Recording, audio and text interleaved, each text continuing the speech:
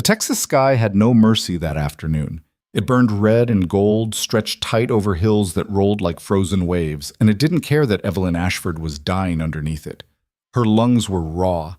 Each breath came with the taste of copper and dust. Her boots, once good leather, now cracked and splitting, caught on sage and stone, threatening to send her sprawling with every desperate step. Behind her, smoke rose in a thin, dark column. The wagon was still burning, and Thomas, the man she'd called husband for 3 years, the man who'd smiled at her across a church social in Missouri and promised her safety, land, a future, was still lying face down in the dirt beside it. She didn't look back, couldn't afford to. The men who'd killed him weren't done yet. She'd heard them shouting as she bolted into the scrub, heard the crack of their rifles testing the distance. They weren't shooting to kill her, not yet. They were herding her, the way men herd cattle when they want them tired and compliant. Thomas had tried to sell her. That was the truth she'd understood in the 3 seconds before everything went to hell. She'd been sitting in the wagon, hands folded in her lap like a good wife, while he stood in the dust talking to 2 men on horseback. She hadn't caught all the words, just fragments that didn't fit together until it was too late. Clean enough. No trouble from her. 50 now, 50 when we cross into New Mexico. The moment she'd understood, the moment her brain had finally assembled those fragments into something obscene, she'd gone cold all over. Not shocked, not heartbroken, just cold. Because part of her had always known. Part of her had known since the night he'd lost their seed money in a poker game in Little Rock, and hadn't apologized. Since the morning he'd slapped her for asking where the food money went and then bought himself a new hat that same afternoon. Since the evening she'd caught him watching her the way a man watches something he's considering pawning. She'd known. She just hadn't let herself believe it. The men had turned toward the wagon then, and Thomas had started walking back with them, his face smooth and empty, and Evelyn had understood with perfect clarity that she had about 10 seconds to decide whether she wanted to live or die. She chose live. She'd grabbed the rifle from under the wagon seat, the one Thomas never remembered to load, the one he'd bought to look like a man who could protect his wife, and she'd swung it hard into the nearest man's face. Bone crunched, blood sprayed. The man went down screaming. The second man drew his pistol. Thomas shouted something, and then the world became noise and smoke and the sick, wet sound of bullets finding flesh. She didn't know who shot first. Didn't know whose bullet killed Thomas. Didn't care. She dropped the rifle, jumped from the wagon, and run. That had been, what? An hour ago? 2? Time had stopped meaning anything. Now there was only the running, the burning in her chest, the hammer of her pulse in her skull. The hills stretched endlessly in every direction, all of them looking exactly the same, and the sun was dropping fast toward the western horizon. She had no water, no food, no weapon, no plan, just the bone-deep certainty that stopping meant dying, or worse. Her foot caught on a stone and she went down hard, palms shredding on rough ground. For a moment she just lay there, gasping, tasting blood and dirt. Her vision swam. Everything hurt. Get up. The voice in her head was cold and flat. Get up or die here. She got up, staggered forward, crested a low rise and saw buildings. Her heart lurched. Not a town. Just a ranch. A small one, tucked into a shallow valley between 2 ridges. A house, a barn, a few outbuildings. Corrals. She could see horses moving in one of them, dark shapes against the failing light. She didn't let herself hope. Hope was dangerous. Hope made you stupid. But she ran toward it anyway. Her legs were shaking now, barely holding her weight. Her dress was torn, stained with dirt and blood. Some of it Thomas's, some of it hers. She couldn't remember losing her bonnet, couldn't remember when her braid had come undone. She must look like something dragged behind a horse. She didn't care. The ranch was real. The buildings were solid. That was enough. She half ran, half fell down the slope, catching herself on rocks and scrub, and by the time she stumbled into the dusty yard between the barn and the house, she was making sounds she didn't recognize. Harsh, animal sounds of pure exhaustion. A man stepped out of the barn. Evelyn froze. He was tall. That was her first thought. Tall and broad across the shoulders, wearing dark trousers and a shirt with the sleeves rolled back. He had a hammer in one hand and he'd gone very still, the way a man goes still when he's deciding whether something is a threat. For a long moment, they just stared at each other. Evelyn's hand went to her throat, an old gesture, useless now. She had nothing to defend herself with. If he meant her harm, there was nothing she could do about it. The man's eyes moved over her slowly, taking in the torn dress, the blood, the wild tangle of her hair. His face didn't change. It was a hard face, weathered and unreadable, with lines carved deep around the mouth and eyes. He looked like a man who'd learned not to show what he was thinking. "You hurt?" His voice was low, rougher than she'd expected. Evelyn opened her mouth. Nothing came out but a dry rasp. She tried again. There were men. How many?" The question was immediate, practical. He'd already turned his head, scanning the ridgeline behind her. 2, maybe. One was, "I hit him, he might be—" She couldn't finish. Her legs were giving out. The man moved fast. He caught her before she hit the ground, one arm around her waist, steady and impersonal. She flinched anyway, couldn't help it, and he immediately shifted his grip, supporting her weight without pulling her close. "Easy." The word was quiet. "You're all right." She wasn't all right. She was about as far from all right as a person could get. But his voice was calm, and his hands weren't rough, and he was already walking her toward the house. "Can you make it to the porch?" She nodded, forced her legs to move.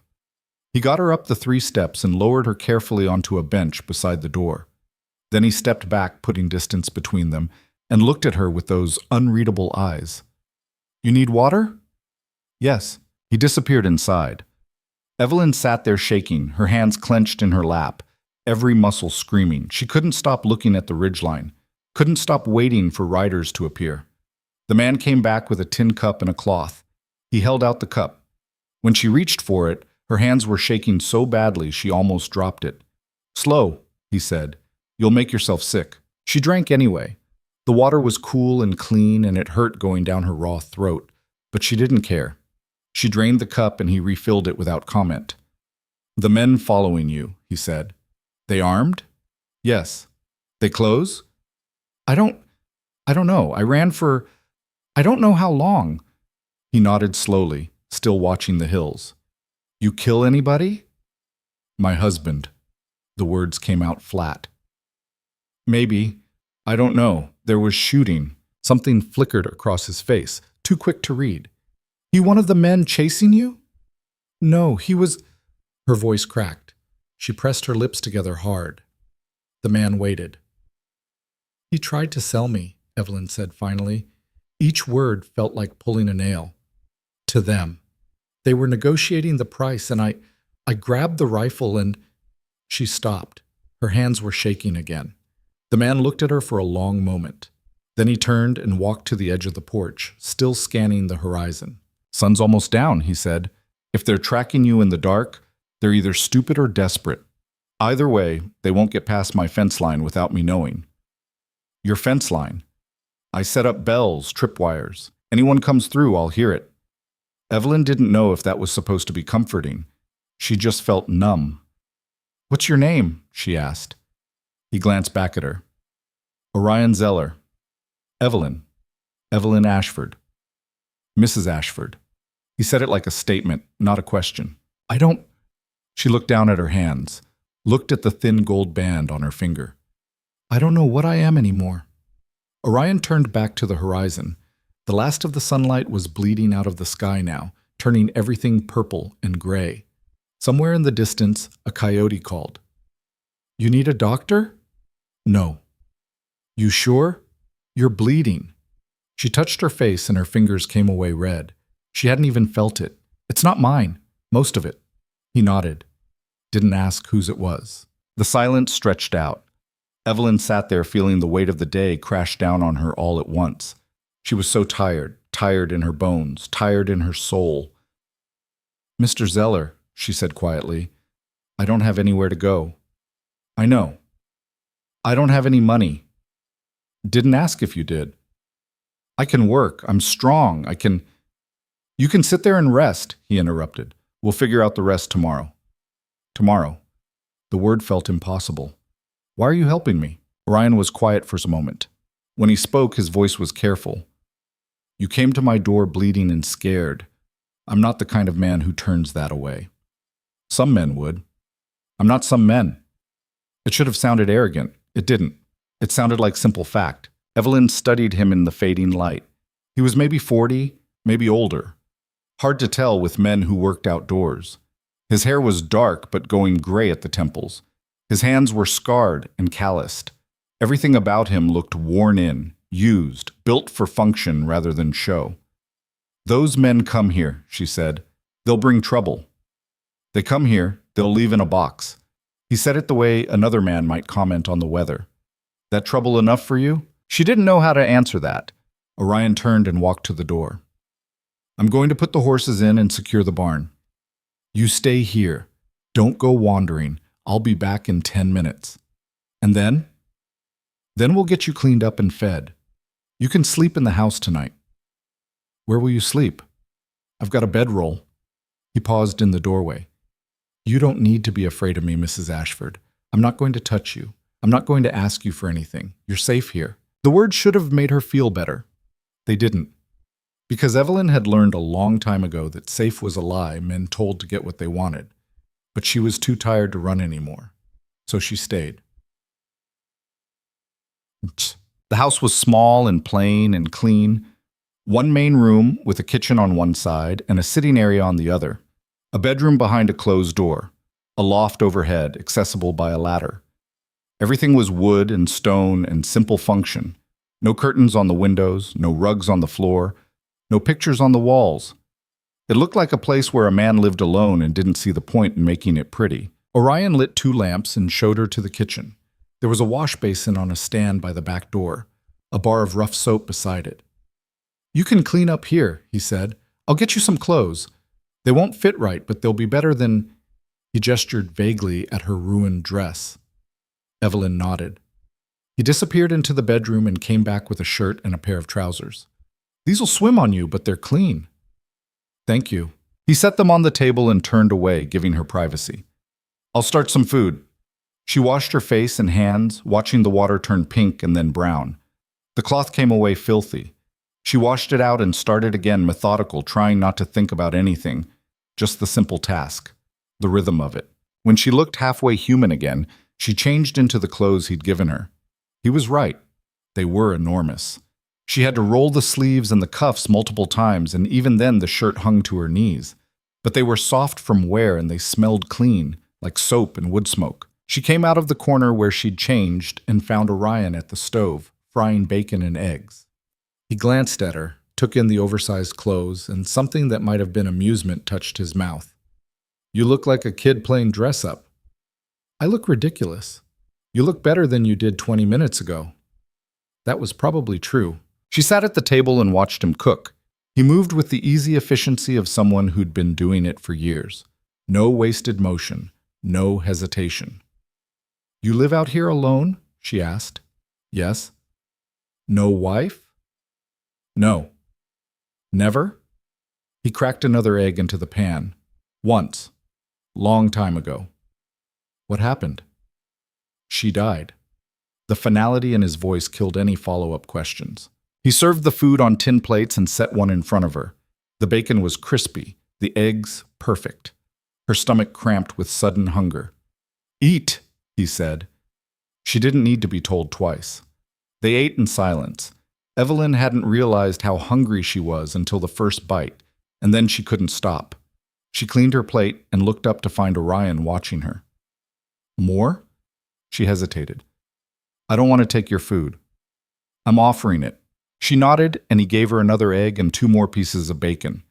When she finally stopped, her stomach was tight and warm, and she felt almost human again. Almost. Thank you, she said quietly. Orion gathered up the plates and carried them to the wash basin. You can take the bed tonight. I can't. Where will you sleep? Loft or the floor, doesn't matter.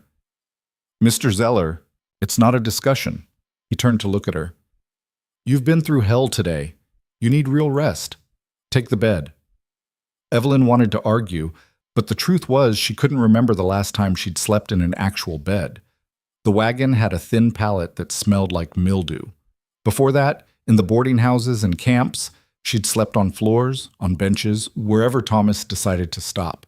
The idea of a real bed, with real blankets, made something in her chest ache. "All right," she whispered. Orion showed her to the bedroom. It was as plain as the rest of the house. A bed, a dresser, a trunk at the foot of the bed. But the blankets looked thick and warm, and when she sat on the edge of the mattress, it didn't creak or sag. "You need anything else?" She shook her head. "I'll be right outside if you do." He started to close the door, then paused. "Mrs. Ashford, those men come tonight. You'll hear bells, loud ones. When you do, I need you to stay in this room and get down low. Don't come out until I tell you it's safe. You understand?" "Yes." "Good." He closed the door. Evelyn sat there in the lamplight, staring at nothing. Her body was exhausted, but her mind was racing, circling the same thoughts over and over like a dog chasing its tail. Thomas was dead. She was a widow. Or worse, a murderer. She didn't know which. Didn't know if the men who'd been chasing her were still out there. Didn't know if they'd come here. Didn't know if Orion Zeller was really as safe as he seemed, or if this was just another trap waiting to spring. She didn't know anything anymore. The only thing she knew for certain was that she couldn't run any further tonight. So she lay down on the bed, fully clothed, and pulled the blankets up to her chin. And for the first time since Missouri, she let herself cry. She woke to the sound of bells. For a moment, she didn't know where she was. Then everything came rushing back. The running, the ranch, Orion. The bells. She sat up fast, heart hammering. Outside the window, it was still dark, but she could see the faint gray of pre-dawn touching the horizon. The bells stopped. Then came the sound of boots on the porch. Orion's voice, low and hard. "That's far enough." A pause. Then another voice, unfamiliar. "We're looking for a woman." "Are you now?" "Yeah, she attacked my partner yesterday, stole from us. We're just trying to get back what's ours." Evelyn's hands went cold. "What's ours?" Orion's voice was flat. Interesting way to phrase it. "Look, friend, we don't want trouble." "Then you should turn around and leave." "The woman's a criminal. You hiding her, that makes you complicit." "I'm not hiding anyone. There's no one here but me." Evelyn was on her feet now, pressed against the wall beside the window. She couldn't see the porch from this angle, couldn't see how many men were out there. "We tracked her here," the stranger said. "Blood trail leads right to your door. Lots of things bleed, coyotes, rabbits. Maybe you're tracking the wrong thing. Maybe you're lying." The temperature of the conversation dropped 10 degrees. She ain't it. "Maybe I am," Orion said quietly. "Maybe I've got her tied up in my barn right now.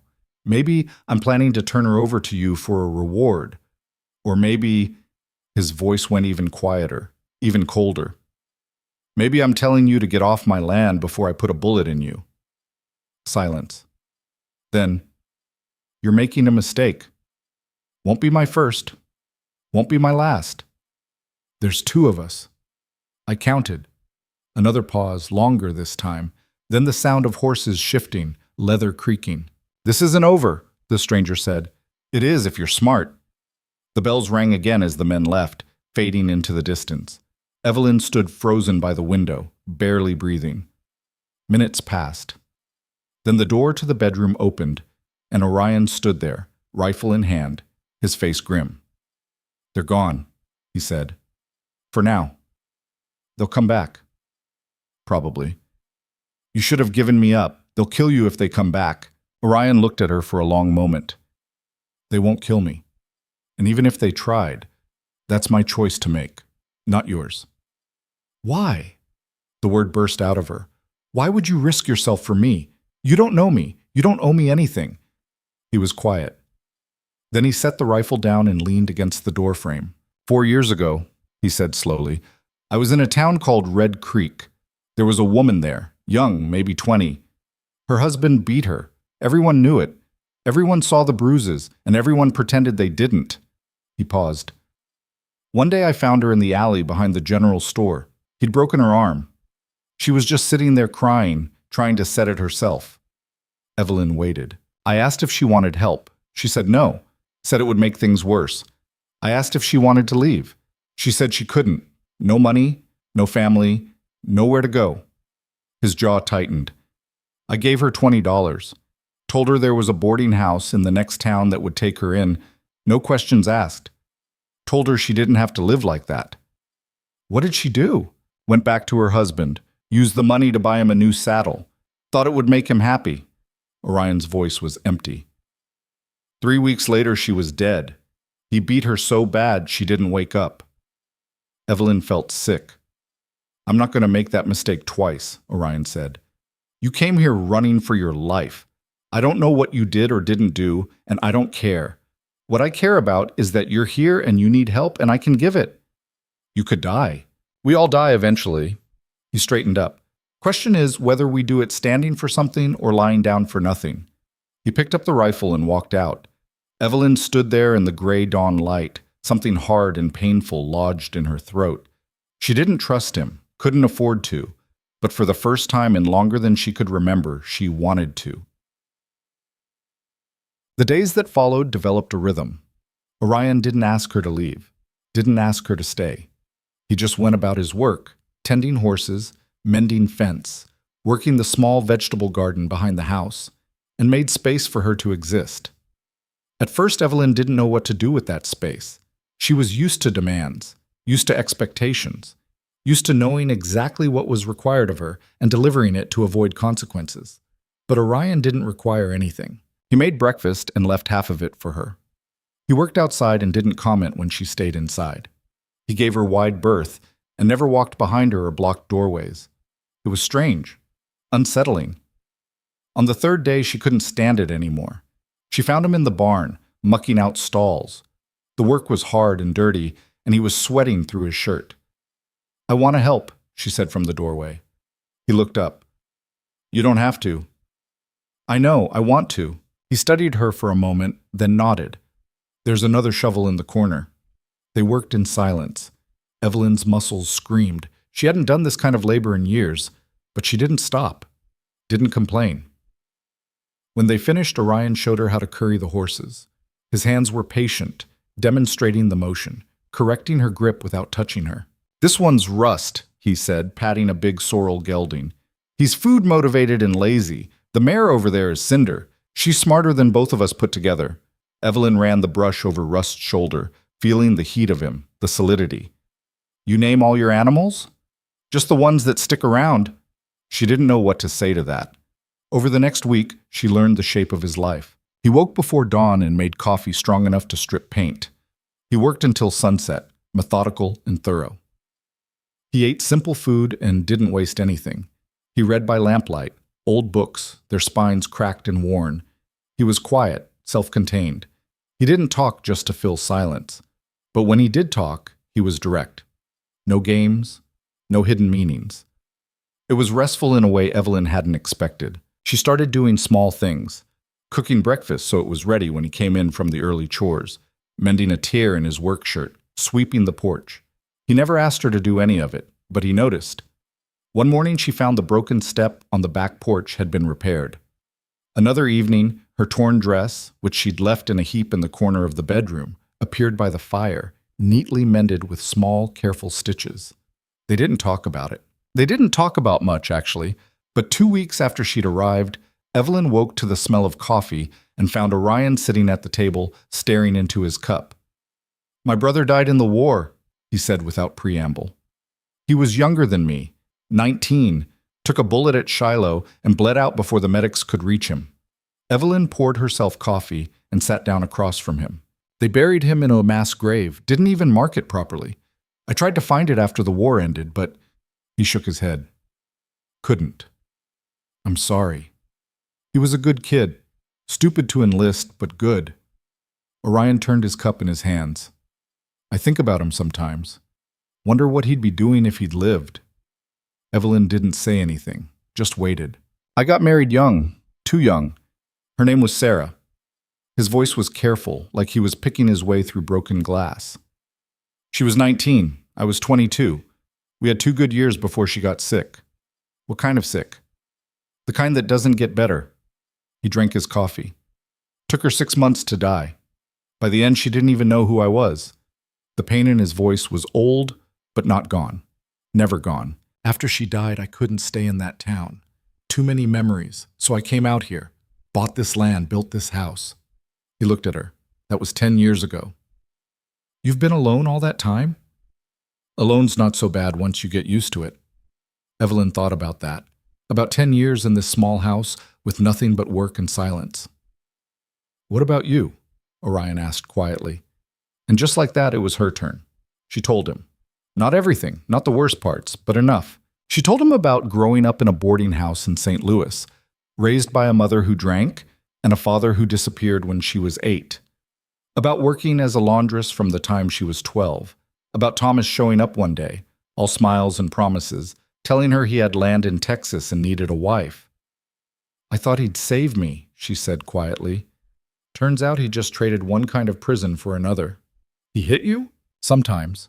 When he was drunk. When money was tight. When I asked the wrong questions. Orion's jaw tightened. I learned not to ask questions, Evelyn continued. Learned to keep my head down and my mouth shut. Learned that fighting back just made it worse. But you fought back eventually. Because the alternative was worse than dying. She looked at her hands. He was selling me. Like I was a horse or a piece of furniture, and I couldn't let that happen. So you didn't. So I didn't. She met his eyes. I don't know if I killed him. I hit that man with the rifle and then there was shooting and I ran. I don't know who shot who. Does it matter? Doesn't it? Orion shook his head. Man tries to sell his wife to slavers. He's already dead. Just a question of when the body catches up. The words should have shocked her. They didn't. Because deep down, she agreed. They sat there in the early morning light, two broken people who'd stumbled into each other's orbit by accident. And for the first time since she'd arrived, Evelyn felt something shift. Not trust, not yet, but the possibility of it. The distant, fragile possibility that maybe, just maybe, she'd found somewhere she could breathe. The possibility didn't become certainty overnight. Evelyn spent the next morning like she spent most mornings now, working. The physical labor helped. It kept her hands busy and her mind from circling the same dark thoughts over and over. She'd taken to washing clothes in the big copper tub behind the house, heating water over a fire pit Orion had built years ago. The work was hard, and her back ached, but there was something satisfying about seeing clean shirts hanging on the line, snapping in the wind. She was wringing out one of Orion's work shirts when she heard hoofbeats. Her whole body went rigid. The shirt dropped into the basket. Her eyes went to the ridgeline automatically, searching for dust, for riders, for any sign of the men who'd come before. But the sound was coming from the wrong direction. She rounded the corner of the house and saw Orion riding back from the eastern pasture, leading a second horse behind him. Not Cinder or Rust. This one was smaller, a gray mare with a white blaze down her face. Orion dismounted and tied both horses to the porch rail. He saw Evelyn standing there, tense as a bowstring, and his expression softened slightly. Easy. Just me. She exhaled slowly. I thought, I know. He turned to the gray mare and ran a hand down her neck. Found her tangled in the fence line up north. Looks like she broke away from somewhere. No brand, no saddle. Probably a ranch horse that spooked and ran. Evelyn moved closer. The mare was thin, her coat rough and dull. There were cuts on her legs from the wire, still fresh and oozing. Will she be all right? Should be. Need to clean her up and let her rest. He glanced at Evelyn. You any good with horses? I can learn. Something that might have been approval flickered across his face. Come on then. He led the mare into the barn and showed Evelyn how to clean the cuts properly, how to apply the salve without hurting the animal more than necessary. The mare was skittish at first, dancing away from their hands, but Orion's voice was low and steady, and eventually she settled. She's scared, Evelyn said quietly, watching the mare's eyes roll white. She's been hurt. Takes time to trust again after that. Evelyn knew the feeling. They worked in silence, Orion's hands sure and gentle, and Evelyn found herself watching the way he moved. There was no wasted effort, no roughness, just calm, methodical care. When they finished, he stepped back and wiped his hands on a rag. She'll need watching for a few days. Make sure the cuts don't fester. I can do that. Yeah? He looked at her. You comfortable being out here alone with the horses if I'm working the far pasture? The question made something tighten in her chest. It was trust, she realized. He was asking if she could be trusted not to run, not to steal, not to disappear the moment his back was turned. Yes, she said. He nodded. Good. That afternoon, while Orion rode out to check the southern fence, Evelyn stayed in the barn with the gray mare. She brought fresh water and a bucket of grain, talking softly the way she'd heard Orion do. The mare was wary but hungry, and after a few minutes she lowered her head to eat. Evelyn sat on an overturned crate and watched her. I don't blame you for running, she said quietly. Sometimes it's the only thing that makes sense. The mare's ears flicked back, listening. But then you get tired and hurt, and you realize you can't run forever. Evelyn leaned her head against the barn wall. And maybe, if you're lucky, you find a place that doesn't make you want to. The words settled in the dusty air. The mare kept eating. Evelyn closed her eyes and let herself just be still. That night at dinner, Orion was quieter than usual. He ate mechanically, his mind clearly somewhere else. Evelyn watched him push beans around his plate and finally set down her fork. What's wrong? He looked up surprised. Nothing. You're a terrible liar. A small smile touched his mouth, then faded. There's a drought coming. I can feel it. Sky's been too clear, wind's been too dry. If we don't get rain in the next few weeks, we're going to lose half the pasture grass. What happens then? Have to sell off stock or buy feed, which I can't afford. He rubbed his face. It'll be tight either way. Evelyn thought about that, about this small ranch, this hardscrabble life, and how precarious it all was. One bad season could destroy everything. Is there anything I can do to help? You're already helping. I'm washing clothes and feeding chickens. That's not helping with a drought. Orion was quiet for a moment. Then he said, You know how to cure meat? Some. My mother used to do it. I watched. We've got deer and rabbit in the hills. If we hunt smart and cure right, we can build up stores, trade in town for what we need. He met her eyes. But it's hard work, long hours, not pleasant. I'm not afraid of hard work. No. His voice was thoughtful. I don't suppose you are. The next morning they started hunting. Orion had traps set throughout the hills, and he taught Evelyn how to check them, how to reset them, how to kill quickly and cleanly when they found something caught. The first time she had to break a rabbit's neck, she thought she might be sick. But Orion showed her how to do it fast, how to make it hurt less, and she forced herself to learn. By the end of the first week, they had 12 rabbits and 1 small deer. Orion showed her how to skin and butcher, how to separate the good meat from the waste. Her hands were clumsy at first, the knife slipping, but he was patient, corrected her grip without criticism, showed her again when she messed up. They hung the meat in the smokehouse behind the barn, a small stone building with a fire pit at the base. Evelyn tended the fire, keeping it low and steady, while the meat cured in the smoke above. It was hot, dirty work. The smoke made her eyes water and her throat raw. But there was something deeply satisfying about it, about taking something wild and making it useful, about building something that would last. One afternoon, while Evelyn was turning the meat and Orion was splitting wood outside, a voice called from the yard. Hello, the house! Evelyn's blood went cold. She dropped the poker and moved to the door of the smokehouse, her heart hammering. Through the crack, she could see a man on horseback, older, maybe 60, with a sheriff's badge pinned to his vest. Orion set down the axe and walked toward him slowly. Sheriff Grant, what brings you out this way? Just making rounds, checking on folks. The sheriff's eyes swept the property. You doing all right out here? Well enough. Good. Good. The sheriff shifted in his saddle. You hear about any trouble lately? Strangers passing through? Evelyn held her breath. What kind of trouble?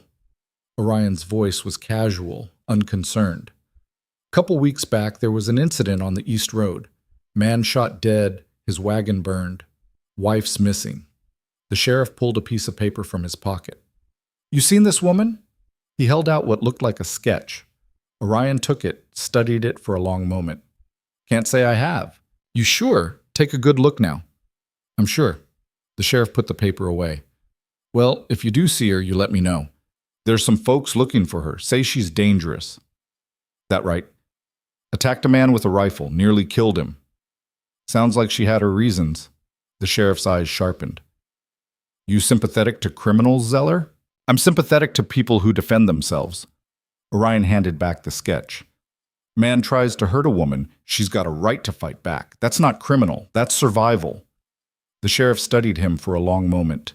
Then he nodded slowly. Fair enough. But the law sees it different sometimes. The law's wrong sometimes. Maybe so. The sheriff gathered his reins. You take care, Zeller, and if you see anything unusual, you know where to find me. I do. The sheriff rode off. Evelyn stayed in the smokehouse until the hoofbeats faded completely. Then she stepped out, her legs shaking. Orion was standing exactly where the sheriff had left him, staring at nothing. He knows, Evelyn said. Her voice was barely a whisper. Maybe. He showed you a sketch. Did it look like me? Orion turned to face her. Not really. Generic, dark hair, thin build. Could be half the women in Texas. But he suspects. Grant's a good man. Smart. He probably suspects a lot of things. Orion walked toward her. But suspecting and proving are different, and even if he knew for certain, I don't think he'd do anything about it. Why not? Because he knows the difference between law and justice. Orion's voice was firm, and because he's seen enough to know that sometimes the person running is the victim, not the criminal. Evelyn wanted to believe that, but trust was still hard. What if he comes back? Then we deal with it. Orion put a hand on her shoulder. Brief, careful. You're safe here, Evelyn. I meant what I said. She nodded, not trusting herself to speak. That night she couldn't sleep. She lay in the dark, staring at the ceiling, playing the sheriff's visit over and over in her mind. Every word, every look, trying to calculate how long she had before the law came for her. Near midnight, she heard movement in the main room. She got up quietly and opened the bedroom door a crack. Orion was sitting at the table, the lamp turned low, cleaning his rifle. She watched him for a moment. His movements were methodical, practiced. He worked the cloth down the barrel, checked the action, tested the sight, preparing for trouble. Can't sleep either, she said softly. He looked up. No. She came out and sat across from him. You're expecting them to come back. I'm expecting to be ready if they do.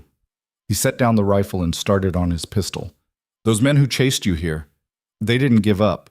Men like that don't. What if there's more than two next time? Then there's more than two. You can't fight an army by yourself. I'm not planning to fight an army.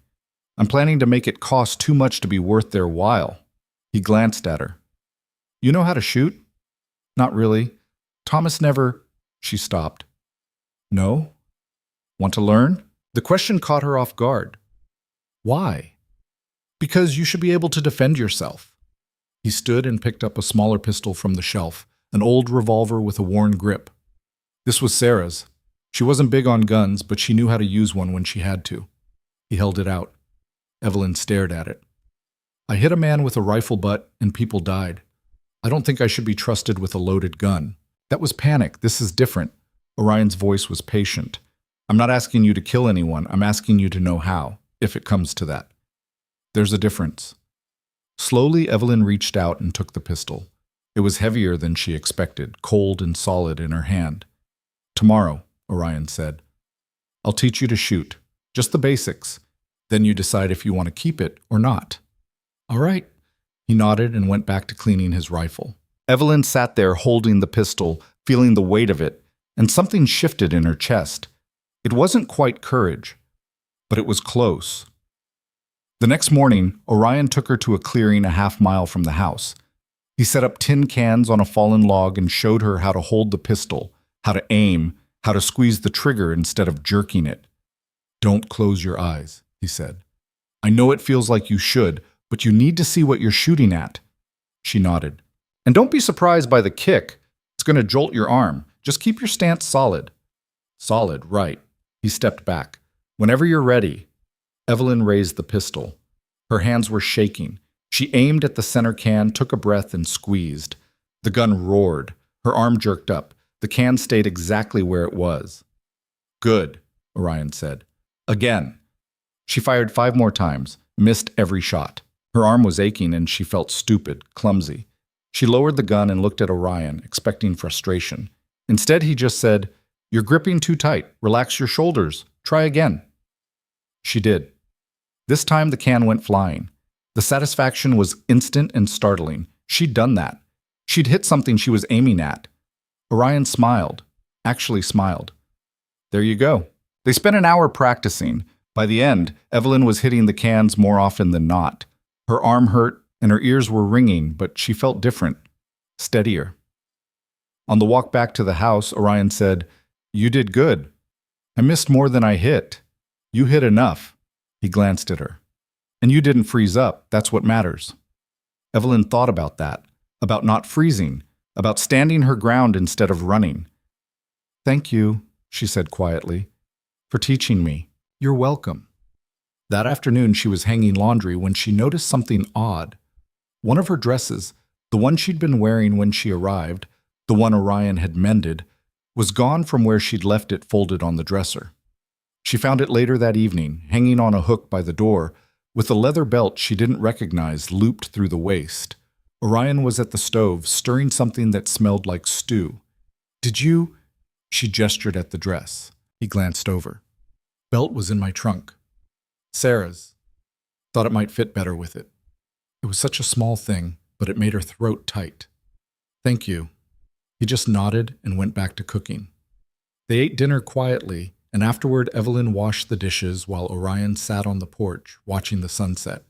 She could see him through the window, his profile outlined against the red sky, and she thought about how strange this all was. A month ago she'd been running for her life. Now she was washing dishes in a stranger's house and feeling almost normal. It didn't make sense. But then again, nothing in her life had made sense for a long time. She finished the dishes and went outside, sat on the steps a few feet from where Orion was leaning against the porch rail. "Can I ask you something?" she said. "Sure. Why do you live all the way out here? There's no town for miles, no neighbors, nothing but hills and sky." Orion was quiet for a long time. Then he said, "After Sarah died, I couldn't stand being around people. Everyone wanted to help. Everyone had advice. Everyone looked at me like I was something broken that needed fixing. So you left." "So I left." He looked out at the darkening hills. "Came out here where nobody could see me fall apart. And once I got myself back together, I realized I liked the quiet, liked not having to explain myself, liked being able to work hard and sleep hard, and not think too much."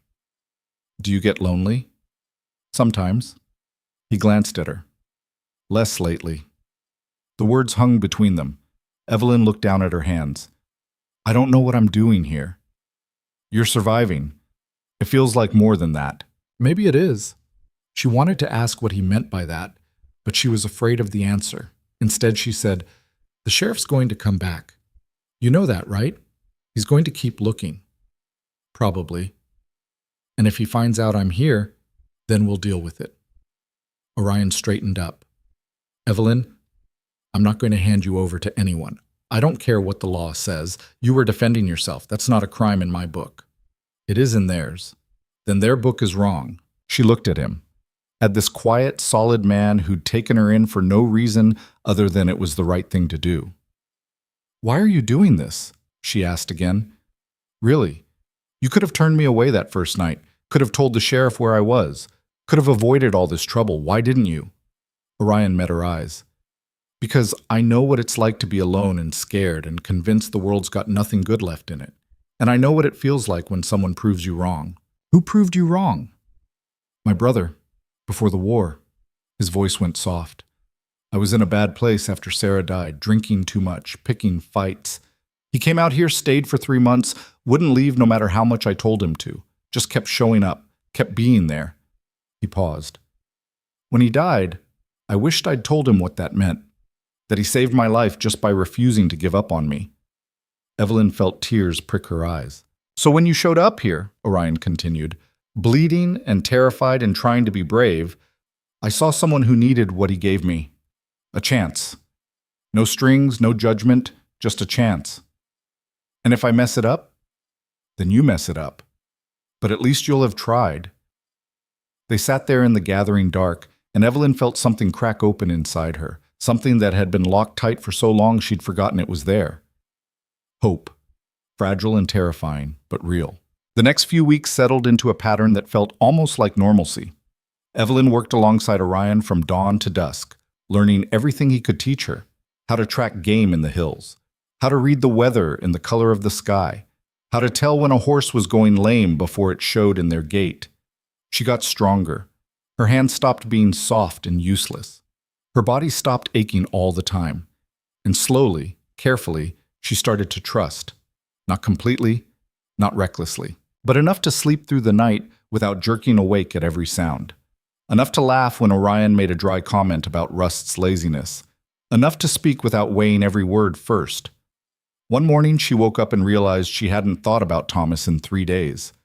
The realization hit her like cold water.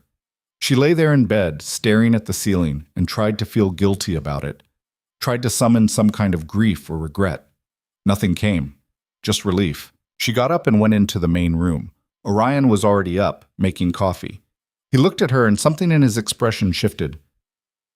"You all right?" "Yeah." She poured herself coffee and sat down. "I just realized something." "What's that?" "I'm not afraid anymore."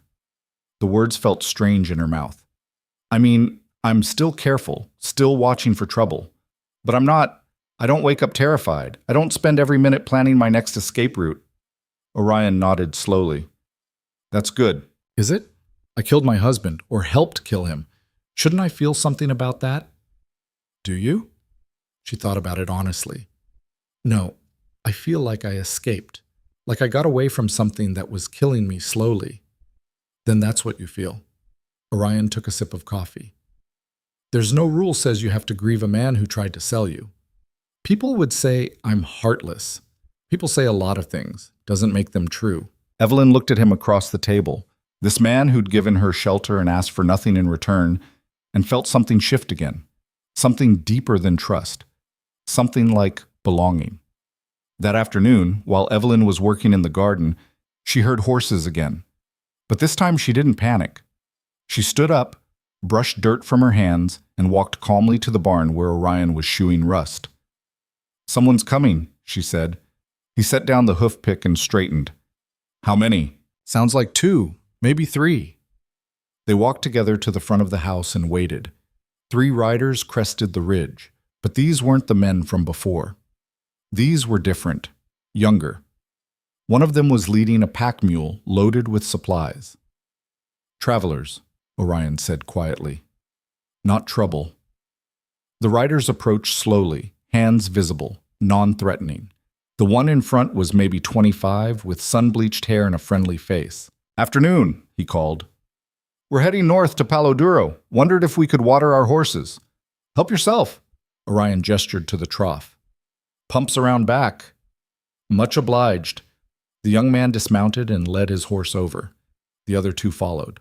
While the horses drank, the travelers made small talk. They were ranch hands heading to new work, decent men with tired eyes and dusty clothes. They offered to pay for the water, but Orion waved them off. "You got any news from town?" he asked. "Not much. Sheriff's still looking for that missing woman. Got posters up everywhere now." Evelyn's stomach clenched. "They got any leads?" Orion's voice was casual. "Nah, she vanished clean." The young man grinned. "Personally, I hope she stays vanished. Way I heard it, her husband was a real piece of work." "That right?" "Yeah, gambler, wife-beater, owed money all over the territory." The man shook his head. "Anybody asks me, she did the world a favor." The other riders murmured agreement. After they left, Evelyn and Orion stood in the yard watching them disappear over the ridge. "They're looking for you," she said quietly. "They won't find you." "Orion." "They won't." He turned to face her. "Because you're not the person in those posters anymore. That was someone running and scared. You're someone different now." "That's not how it works." "That's exactly how it works." His voice was firm. "You change who you are, you become someone else, and the person they're looking for doesn't exist here." Evelyn wanted to believe him, but the fear was still there, coiled tight in her chest. That night, she couldn't settle. She tried to read one of Orion's books, but couldn't focus. Tried to sleep, but kept seeing Sheriff Grant's face, kept imagining the moment he'd ride up with a warrant and chains. Near midnight, she gave up and went outside. Orion was on the porch, sitting in the old rocker he'd dragged out from somewhere. "Can't sleep?" he asked. "No." He didn't say anything else, just made space on the step beside the rocker. She sat.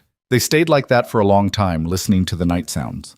Coyotes in the distance, wind in the grass, the creak of the rocker. Finally, Evelyn said, "What happens if they find me?" "They won't. But if they do," Orion stopped rocking, "then I'll testify that you were defending yourself, that your husband was trying to sell you, that you had every right to fight back. They won't care. Maybe not. But I will." He looked at her. "And if it comes down to it, I'll hide you, help you run, whatever it takes." "Why would you risk that?" "Because it's right." He said it simply, like it was the most obvious thing in the world. Evelyn felt tears burning her eyes. "I don't know how to repay you for this." "You don't have to repay me. That's not how this works." "Then how does it work?" "You stay. You heal. You build something worth keeping." His voice was soft in the darkness. "That's payment enough." She wiped her eyes roughly. "I'm not used to people being kind for no reason." "I know. It scares me sometimes, makes me think there's a catch I'm not seeing." "There's no catch, Evelyn, just—" He paused, choosing his words. "Just two people trying to survive in a hard world, trying to make it a little less hard for each other."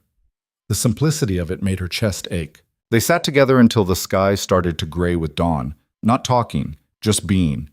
And for the first time in her entire life, Evelyn felt something she'd never felt before. Safe. Not the false safety of promises and lies, but the real kind. The kind that came from knowing someone had your back. No conditions. No expectations. The kind that came from finally being seen as a person instead of property. And when they went back inside as the sun rose, Evelyn knew with absolute certainty that she wasn't leaving. Not unless they dragged her out. This place, this strange little ranch in the middle of nowhere, had become something she never thought she'd have. It had become home. But home, as Evelyn was learning, didn't mean safe from everything. 3 weeks passed in relative peace. The work continued, the routine held, and Evelyn found herself settling into the rhythm of ranch life in ways that surprised her. She could now butcher a rabbit cleanly in under 5 minutes, could read the sky for weather changes, could shoe a horse if Orion talked her through it, though her hands still weren't as steady as his. She'd even started going into town. That first trip had been Orion's idea. They needed supplies, flour, salt, ammunition, and he'd asked casually one morning if she wanted to come along. Evelyn's immediate instinct had been to refuse. Town meant people. People meant questions.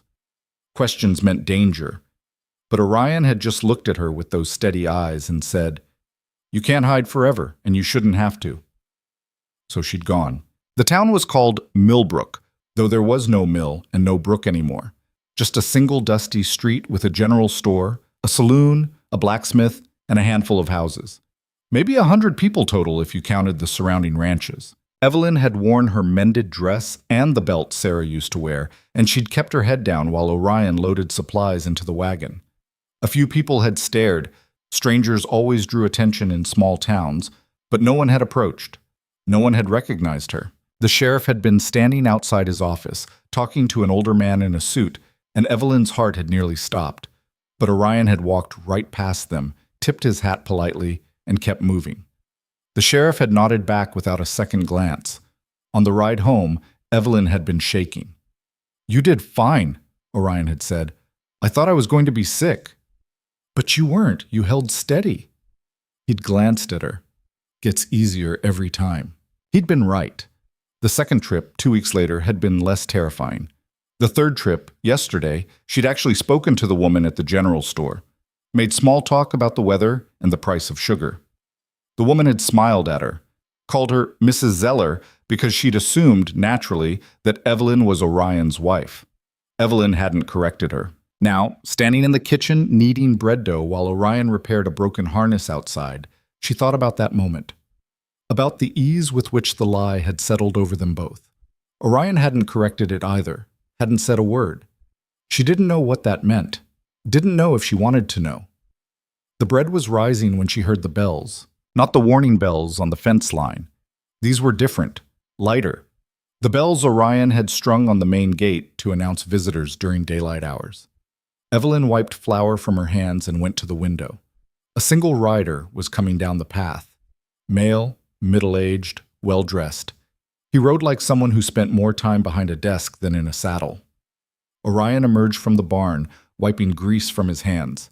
He stood waiting, his posture relaxed but alert. The rider dismounted and extended a hand. "Mr. Zeller? Name's William Carver. I'm a lawyer from Fort Worth." Orion shook his hand briefly. "What brings a lawyer all the way out here?" "I'm looking for someone. A woman named Evelyn Ashford." Carver pulled a photograph from his jacket. "Have you seen her?" Evelyn's blood turned to ice. Through the window, she watched Orion take the photograph, study it. His expression gave away nothing. "Can't say I have. Why are you looking for her?" "I represent the estate of Thomas Ashford. There are some legal matters that need to be settled." Carver's tone was professional, neutral. "Mrs. Ashford was last seen in this area. I was told she might have sought shelter at one of the nearby ranches." "Who told you that?" "I'm not at liberty to say." Carver took the photograph back. "If you do see her, I'd appreciate it if you'd send word to my office in Fort Worth. There's a small finder's fee involved." "How small?" $20. Orion's eyebrows rose slightly. "That's a lot of money for legal matters." "Mrs. Ashford is the sole heir to her husband's estate. There are assets that need to be distributed." Carver tucked the photograph away. "It's in her best interest to come forward. And if she doesn't want to, then she forfeits her claim. The property goes to Mr. Ashford's creditors." Carver gathered his reins. "But I'm sure she'll see reason once she understands the situation. Maybe she's got reasons of her own for staying gone." Something flickered across Carver's face. "Perhaps, but the law requires her presence nonetheless." He mounted his horse. "You'll let me know if you see her?" "Sure." Carver rode off. Orion stood there for a long moment, staring after him. Then he turned and walked into the house. Evelyn was standing in the middle of the kitchen, her hands still covered in flour, her whole body rigid. "He had a photograph," she whispered. "I saw. Did it look like me?" Orion set his hat on the table. "It looked like someone. Could have been you. Could have been 100 other women." "He knows I'm here." "He suspects. That's different." "Orion, he offered you $20. That's a month's wages, more." "I'm aware." She stared at him. "You could turn me in. Get the money. No one would blame you." Orion looked at her like she'd said something monumentally stupid. "You really think I'd do that? I think $20 is a lot of money." "It is, and I still wouldn't do it." He moved to the wash basin and started cleaning the grease from his hands. "This lawyer, you know anything about Thomas having an estate?" "No, Thomas didn't have anything. He gambled everything away." "Then why's a lawyer from Fort Worth looking for you?" The question hung in the air. Evelyn's mind raced. "The men who tried to buy me, maybe they're using the law to find me. Make it look legitimate. That'd be my guess." Orion dried his hands. "Which means they're getting desperate, running out of ways to track you down. So they hire a lawyer to do it for them." "Smart. Lawyers can go places bounty hunters can't, ask questions that would get other men shot." Evelyn sank into a chair. "What do we do?" "We don't do anything different. You stay here. We keep working. If Carver comes back, I tell him the same thing I told him today." Orion sat across from her. "But Evelyn, we need to be realistic. If they're putting this much effort into finding you, it's because they want something, and they're not going to stop until they get it or until they're convinced they can't. What could they possibly want? I have nothing. Maybe it's not about what you have. Maybe it's about what you know." She thought about that. About the 3 days before Thomas died, the strange men who'd come to their camp, the conversation she'd overheard but not understood. Thomas talking about routes and deliveries and timing, about someone named Ralston who ran things. "There was a man," she said slowly. "Thomas called him Ralston. He came to our camp maybe a week before everything happened. They talked about moving something, people, maybe. Thomas kept saying he knew the back roads, knew how to avoid the main routes." Orion's expression darkened. Slavers. I think so, but I didn't understand it then. I didn't want to understand it. And Thomas was helping them. Yes, and then he tried to sell me to them. Her voice cracked. Maybe they think I know too much. Maybe they think I'll talk. Would you? She met his eyes. I don't know anything worth telling, just fragments, names I didn't recognize, places I'd never heard of. I wasn't paying attention because I was trying to survive Thomas's moods, trying to make myself small and invisible. Orion nodded slowly. But they don't know that. As far as they're concerned, you're a witness, a liability. So they'll keep looking. Until they find you or give up. He paused. Or until someone makes them give up. What does that mean? It means, Orion said carefully, that running has a shelf life. Eventually you have to stand and fight. Question is whether you're ready for that. Evelyn thought about the pistol hidden in the bedroom drawer, about the hours she'd spent practicing her aim, about the calluses on her hands and the strength in her arms that hadn't been there 2 months ago. I don't know if I'm ready, she said honestly, but I'm tired of being afraid. That's a start. That night, sleep wouldn't come. Evelyn lay in bed listening to every sound, every creak of the house, every gust of wind. Her mind kept returning to the lawyer's face, the photograph, the casual way he'd offered money for information. How many people had he talked to? How many ranches had he visited? How long before someone put together that Orion was hiding something? Near dawn, she gave up and went to the kitchen. She was surprised to find Orion already there, coffee made, staring out the window at the lightening sky. You didn't sleep either, she said. No. She poured herself coffee and sat down. What are you thinking? I'm thinking we might need to be more proactive. Meaning, if they're coming for you anyway, we might as well know when and how. He turned to face her. I have a friend in Millbrook, used to scout for the army. He hears things, knows people. If there's talk about you, about strangers asking questions, he'll know. And then what? Then we're not caught by surprise. Orion's jaw was tight.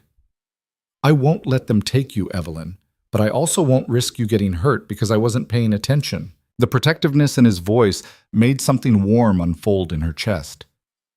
When did this become your fight? She asked quietly. The moment you showed up bleeding on my porch. He said it like it was obvious. You're part of this place now. Part of... He stopped, looked away. Part of what? Part of what I'm trying to build here. A life that's worth something. You're part of that now. The words settled between them, heavy with meaning neither of them was ready to name. Evelyn looked down at her coffee. I never asked for that. I know, but you got it anyway. 2 days later, Orion rode into town.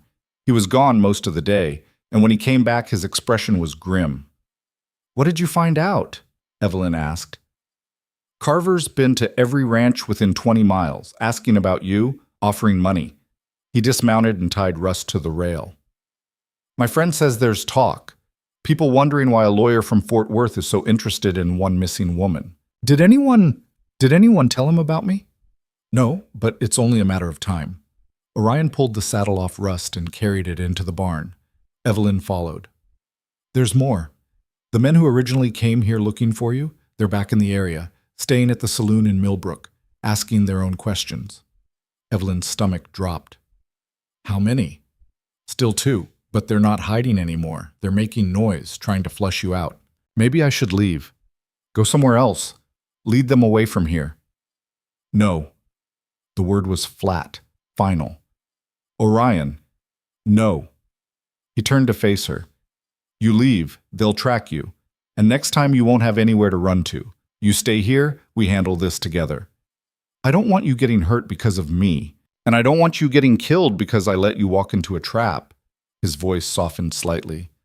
We're past the point of you protecting me by leaving. We're at the point where we need to make a stand. I don't know how to do that. You'll learn. He started brushing down Rust with hard, angry strokes. We've got maybe a week before they put it all together, maybe less. We need to be ready. Ready for what? For whatever comes. The next few days were tense. Orion moved through his work with a kind of controlled intensity, checking the fence lines twice a day, making sure all the warning bells were functional, cleaning weapons that were already clean. He barely spoke except to give instructions. Evelyn tried to help, but mostly stayed out of his way. She could see him working through scenarios in his head, planning for contingencies she couldn't imagine. On the fourth day, he came to her in the kitchen. "I need you to promise me something," he said. "What?" "If things go bad, if shooting starts, I need you to take Cinder and ride north. There's a canyon about 5 miles from here, has a cave hidden in the rocks. You can hole up there until it's safe. I'm not leaving you alone to fight. You are if I tell you to." His voice was hard. "Evelyn, I can handle 2 men, maybe 3 if I'm smart about it. But I can't do that and protect you at the same time. I need to know you'll be safe so I can focus." "You're asking me to run away while you risk your life." "I'm asking you to survive. There's a difference." She wanted to argue, but the logic was sound and they both knew it. "Fine," she said finally, "but if you die, I'm going to be furious with you." The corner of his mouth twitched, almost a smile. "Fair enough."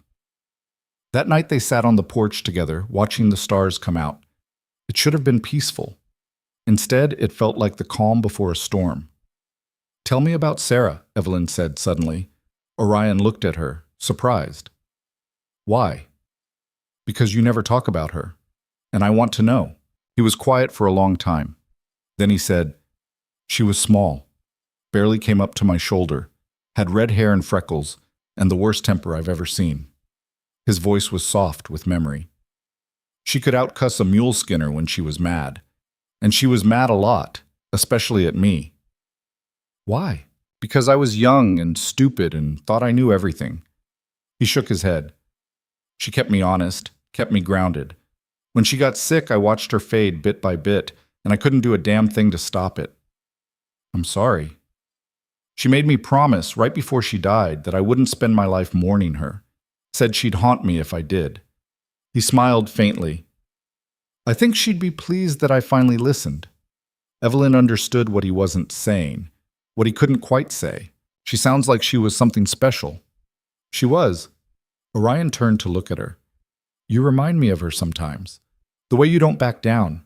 The way you face things head on even when you're scared." "I'm scared all the time." "I know. That's what makes it brave." They sat in silence after that, and Evelyn felt the weight of everything unsaid pressing down on both of them. All the things that couldn't be spoken yet because the timing was wrong and the danger was too close. The dusk came at midday. Evelyn saw it first from the vegetable garden where she was pulling weeds. A brown smudge on the eastern horizon, growing larger. Multiple riders. She didn't run to the house, didn't scream, just stood up slowly, brushed dirt from her hands, and walked calmly to the barn where Orion was working. "They're here," she said. Orion dropped the hammer he'd been holding and moved to the barn door. He studied the approaching dust cloud, his face unreadable. "How many?" "I count 3, maybe 4. Get Cinder saddled." "Orion." "Now, Evelyn." His voice left no room for argument. She saddled Cinder with shaking hands, her heart hammering so hard she thought it might break through her ribs. Orion was already moving, pulling rifles from the tack room, checking ammunition, his movements sharp and efficient. "Take the north trail," he said without looking at her. "Don't stop until you reach the canyon. Wait there until I come for you." "What if you don't come?" "Then wait 3 days. If I'm not there by then, keep riding north to Amarillo. There's a boarding house on 3rd Street. Woman who runs it is named Margaret. Tell her Orion sent you. She'll help." Evelyn's throat was tight. "This is insane. This is survival." He finally looked at her. "I need you safe. That's all that matters right now." The riders were close enough now that she could make out individual figures. 3 men. No, 4, one hanging back from the others. "Orion, go." She wanted to argue, wanted to stay and fight beside him, wanted to scream that this was her fight, not his. But his eyes were steady and certain, and she realized with cold clarity that arguing would only make things worse. So she mounted Cinder, her whole body shaking, and looked down at him one last time. "Don't die," she said. "Wasn't planning on it." She rode, hard and fast, heading north like he'd told her, even as everything in her screamed to turn back. The canyon was 5 miles away, but it felt like 50. Every stride of Cinder's hooves was agony. Every breath was torture. Behind her, faint but clear, came the sound of voices. Then a gunshot. Evelyn nearly pulled Cinder to a stop, nearly turned around, but Orion's voice was in her head. I need you safe. And she knew that going back would only get them both killed. So she rode harder, tears streaming down her face, while behind her the sound of gunfire echoed across the Texas hills. The canyon was exactly where Orion had said it would be. A narrow slash in the rocky ground, hidden by scrub and sage, unless you knew what to look for. The cave was small, barely tall enough to stand in, but it went back deep into the rock. Evelyn dismounted, led Cinder inside, and then collapsed against the stone wall. Her hands were shaking so badly she could barely grip the pistol she'd pulled from her belt. She sat there in the semi-darkness, listening, waiting, her whole body coiled tight with fear. Hours passed. The sun moved across the sky. No riders appeared. No sounds of pursuit. Just silence. As evening approached, Evelyn couldn't take it anymore. She left Cinder in the cave and climbed to the top of the canyon rim, scanning the southern horizon. Nothing. No dust. No movement. No sign of anything. She waited until full dark, then waited longer. Still nothing. Finally, when she couldn't stand the not knowing for another second, she made a decision that was probably stupid and definitely desperate. She was going back. She rode slowly in the darkness, using the stars to navigate, every sense straining for danger. When she was a mile from the ranch, she dismounted and left Cinder tied to a tree. The rest of the way she went on foot, moving quietly through the scrub, her pistol drawn. The ranch came into view slowly. The house was dark. The barn was dark. Everything was still. Too still. Evelyn's heart was in her throat as she crept closer, every muscle tense, expecting gunfire at any moment. She reached the porch and stopped, listening. Nothing. She pushed open the door. The house was empty. No bodies, no blood, no sign of struggle except for an overturned chair in the kitchen. Relief and terror warred in her chest. Where was Orion? Where were the men? She was about to check the barn when she heard it, a low groan from outside, behind the house. She moved quickly, rounding the corner, and saw Orion. He was sitting propped against the back wall of the house, one hand pressed to his side, his face pale in the moonlight. I told you to wait, he said through gritted teeth. Evelyn dropped to her knees beside him. You're hurt. It's not bad. You're bleeding. It's not bad, he repeated, but his voice was strained. She pulled his hand away and saw the dark stain spreading across his shirt, a bullet wound just above his hip. Where are they? She asked, already working to tear a strip from her skirt to use as bandage. Gone. Gone? One dead. One wounded. 2 ran. Orion winced as she pressed the fabric to the wound. They won't be back. Not after what they saw. What did they see? They saw a man who wasn't going to let them take what's his. The possessiveness in his voice made her hands still. Orion, help me inside, he said. I can explain once I'm not bleeding on the dirt. It took 10 minutes to get him into the house and onto the bed. He was heavier than he looked, and the wound had taken more out of him than he wanted to admit. By the time she had him lying down, his face was gray and he was breathing in short, shallow gasps. Evelyn lit every lamp in the house and went to work. She'd never treated a gunshot wound before, but she'd watched her mother patch up enough knife fights and drunken accidents to have a basic idea. The bullet had gone clean through. That was good, but the wound was bleeding steadily and needed to be cleaned and closed. She heated water, found the whiskey Orion kept for medicinal purposes, and gathered clean cloths. This is going to hurt, she said. I know. She poured whiskey directly into the wound. Orion's back arched and he bit down on the leather belt she'd shoved between his teeth. But he didn't scream, just made a sound low in his throat that was somehow worse. She worked quickly, cleaning the wound as thoroughly as she could, then stitching it closed with thread and a needle she sterilized in flame. Her hands shook, but she forced them steady, forced herself to focus. When she finished, Orion was unconscious. She sat beside the bed, watching his chest rise and fall, and tried not to think about how close she'd come to losing him. He woke near dawn, groggy and in pain, but alive. You should have stayed in the canyon, he said, his voice rough. You should have told me you were going to get shot. Didn't plan on it. What happened? She helped him drink some water. Tell me everything. So he did. The men had come looking for her, just like they'd expected. But there had been 4 of them, not 2. The extra men were hired guns, brought in to make sure things went their way. They'd demanded Orion turn her over. He'd refused. Things had escalated fast. "One of them drew first," Orion said. "I was faster. Put him down before he got a shot off. The second one winged me before I got him in the shoulder. The other 2 saw how it was going and decided the money wasn't worth dying for." "You killed someone." "I did." His voice was flat, matter of fact. "And I'd do it again. They came here to take you, to hurt you. I wasn't going to let that happen." Evelyn didn't know what to say to that. "The one I killed," Orion continued, "he was carrying papers. I checked before I dragged the body into the barn. His name was Ralston." The name hit her like a fist. "The man Thomas was working for." "Same one, which means the man behind all this is dead. The others will scatter. They've got no reason to keep looking for you now."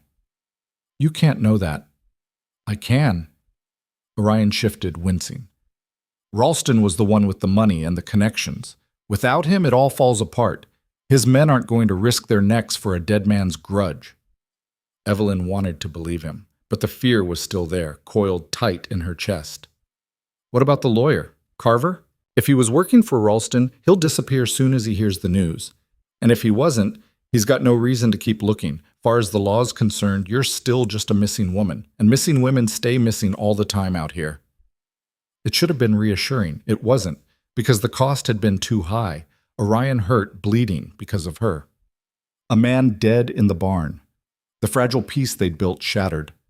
"I'm sorry," she whispered. "For what?" "For bringing this to your door, for getting you shot, for—" "Stop." Orion's hand found hers, his grip weak but firm. "You didn't bring anything to my door except yourself. Everything else was their choice, their violence, not yours." "But—" "No buts. You hear me?" His eyes were fierce despite the pain. "You survived. That's what matters. The rest is just noise." Evelyn felt tears burning hot behind her eyes. "I thought you were dead," she said. "When I heard the shooting, I thought, I know. I should have stayed in the canyon like you told me." "Probably." A faint smile touched his mouth. "But I'm glad you didn't." "Why?" "Because I would have bled out before morning if you hadn't come back. Your stubbornness saved my life." The words hung between them, charged with everything they weren't saying. Evelyn looked down at their joined hands. "What happens now?" "Now you let me rest for a day or 2. Then we bury the body. Then we go back to living." "Just like that?" "Just like that." He squeezed her hand gently. "The past is dead, Evelyn, shot and buried in my barn. What matters is what comes next." She wanted to ask what that meant, wanted to name the thing growing between them that felt too big and too important to ignore. But Orion's eyes were already closing, pain and exhaustion pulling him under. So she sat beside him through the long morning, holding his hand, and let herself finally believe what she'd been too afraid to accept. The running was over.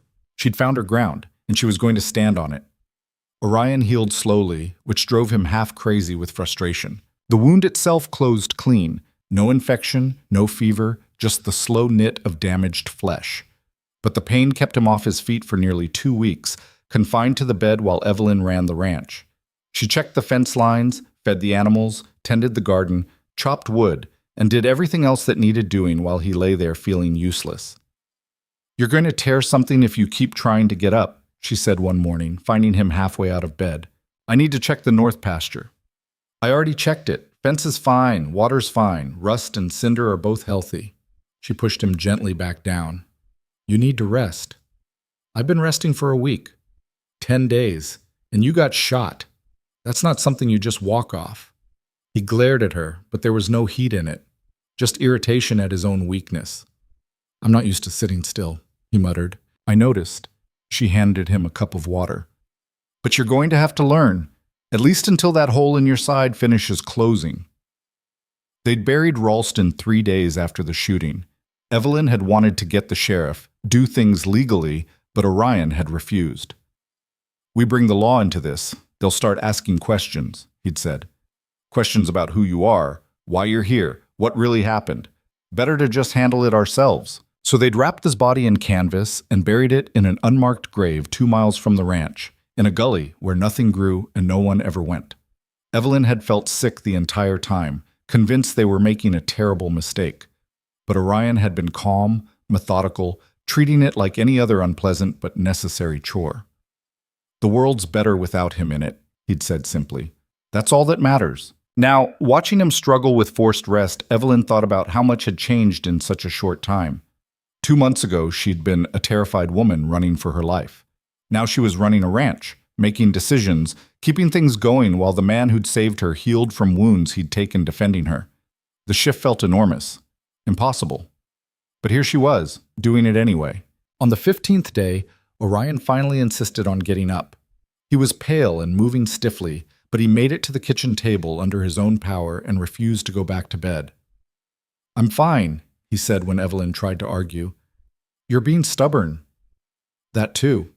He sipped the coffee she'd made, wincing slightly as the movement pulled at his stitches. "But I can't lie in bed anymore. I'll go crazy." "Then sit. Don't work." "I'll sit and watch you work. That's a compromise." It wasn't much of one, but Evelyn knew better than to push. So she let him sit on the porch while she went about the daily tasks, checking in periodically to make sure he hadn't done something stupid like try to lift a hay bale. He mostly behaved. Mostly. By the 3rd week, he was moving around more freely, though he still couldn't do heavy work. Evelyn found him in the barn one afternoon, trying to muck out stalls with his left hand while keeping his right arm pressed against his injured side. "What are you doing?" she demanded. "What's it look like?" "It looks like you're trying to rip your stitches." "They're fine." "They won't be if you keep this up." She took the shovel from him. "Go sit down." "Evelyn, I'm serious. You want to be useful? Fine. Go check the ledger and figure out what supplies we need for town. That's sitting work and it actually needs doing." He looked like he wanted to argue, but something in her expression must have convinced him. He left the barn without another word. When she finished the stalls and went inside, she found him at the table with the ledger open, making notes in his careful handwriting. "We're low on flour and salt," he said without looking up, "and we need more ammunition, also nails if we're going to finish that new shed." Evelyn poured herself coffee and sat down across from him. "When's the next trip to town?" "Usually I go every 3 weeks. We're overdue." He glanced at her. "You feel safe enough to go back?" The question made her pause. Did she feel safe? Ralston was dead. His men had scattered. The lawyer had vanished. Orion's friend in town had confirmed Carver had packed up and left without a word 3 days after the shooting. But safe was still a relative term. "I think so," she said finally. "But maybe we should be careful, not draw attention. We'll go early, get in and out quick, low profile."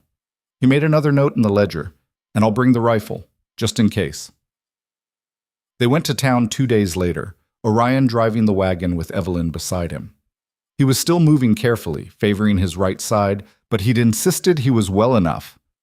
Evelyn had stopped arguing. She was learning when to push and when to let him have his way. Millbrook was quiet that morning. A few people were moving around, opening shops, sweeping porches. No one paid them much attention as Orion pulled up to the general store. Inside, the same woman who'd called Evelyn Mrs. Zeller last time greeted them with a warm smile. "Mr. Zeller, good to see you. And Mrs. Zeller." She looked at Evelyn. "How are you settling in, getting used to ranch life?" Evelyn opened her mouth to correct the assumption, then stopped. The lie was easier than the truth, and safer. "Getting there," she said instead. "Well, you look healthier than last time I saw you. Country air must agree with you." "It does." They bought their supplies and were loading them into the wagon when Sheriff Grant appeared, walking up the street with that unhurried pace of a man who had all day. Evelyn's stomach tightened, but she kept her expression neutral. "Zeller," the sheriff said, nodding. "Ma'am?" "Sheriff." Orion didn't stop loading. "What can I do for you?" "Just wanted to let you know, that lawyer who was poking around a few weeks back, he left town, sudden-like." "That right?" Right around the same time we heard about some trouble out on the East Road. Shooting. Body turned up in a ravine, mostly eaten by scavengers, but we found enough to identify him. Man named Ralston. You know him?" Orion's hands didn't pause. "Can't say I do. Funny thing, he's been staying at the saloon asking questions about a missing woman." The sheriff's eyes moved to Evelyn. Same woman that lawyer was looking for. Evelyn forced herself to meet his gaze, forced herself not to look away. Small world, she said quietly. The sheriff studied her for a long moment. Then he turned back to Orion. There were signs of a fight where we found the body. Multiple shooters, but no witnesses, naturally. Thing is, Ralston wasn't a good man. Had warrants in 3 territories. Human trafficking mostly, selling people to work camps down in Mexico. The sheriff's voice was carefully neutral. World's better off without him, you ask me. Good to know, Orion said. The sheriff nodded slowly. I expect whoever put him down did the territory a favor. Might even say they did the law's work for it, seeing as how we'd been looking for him anyway.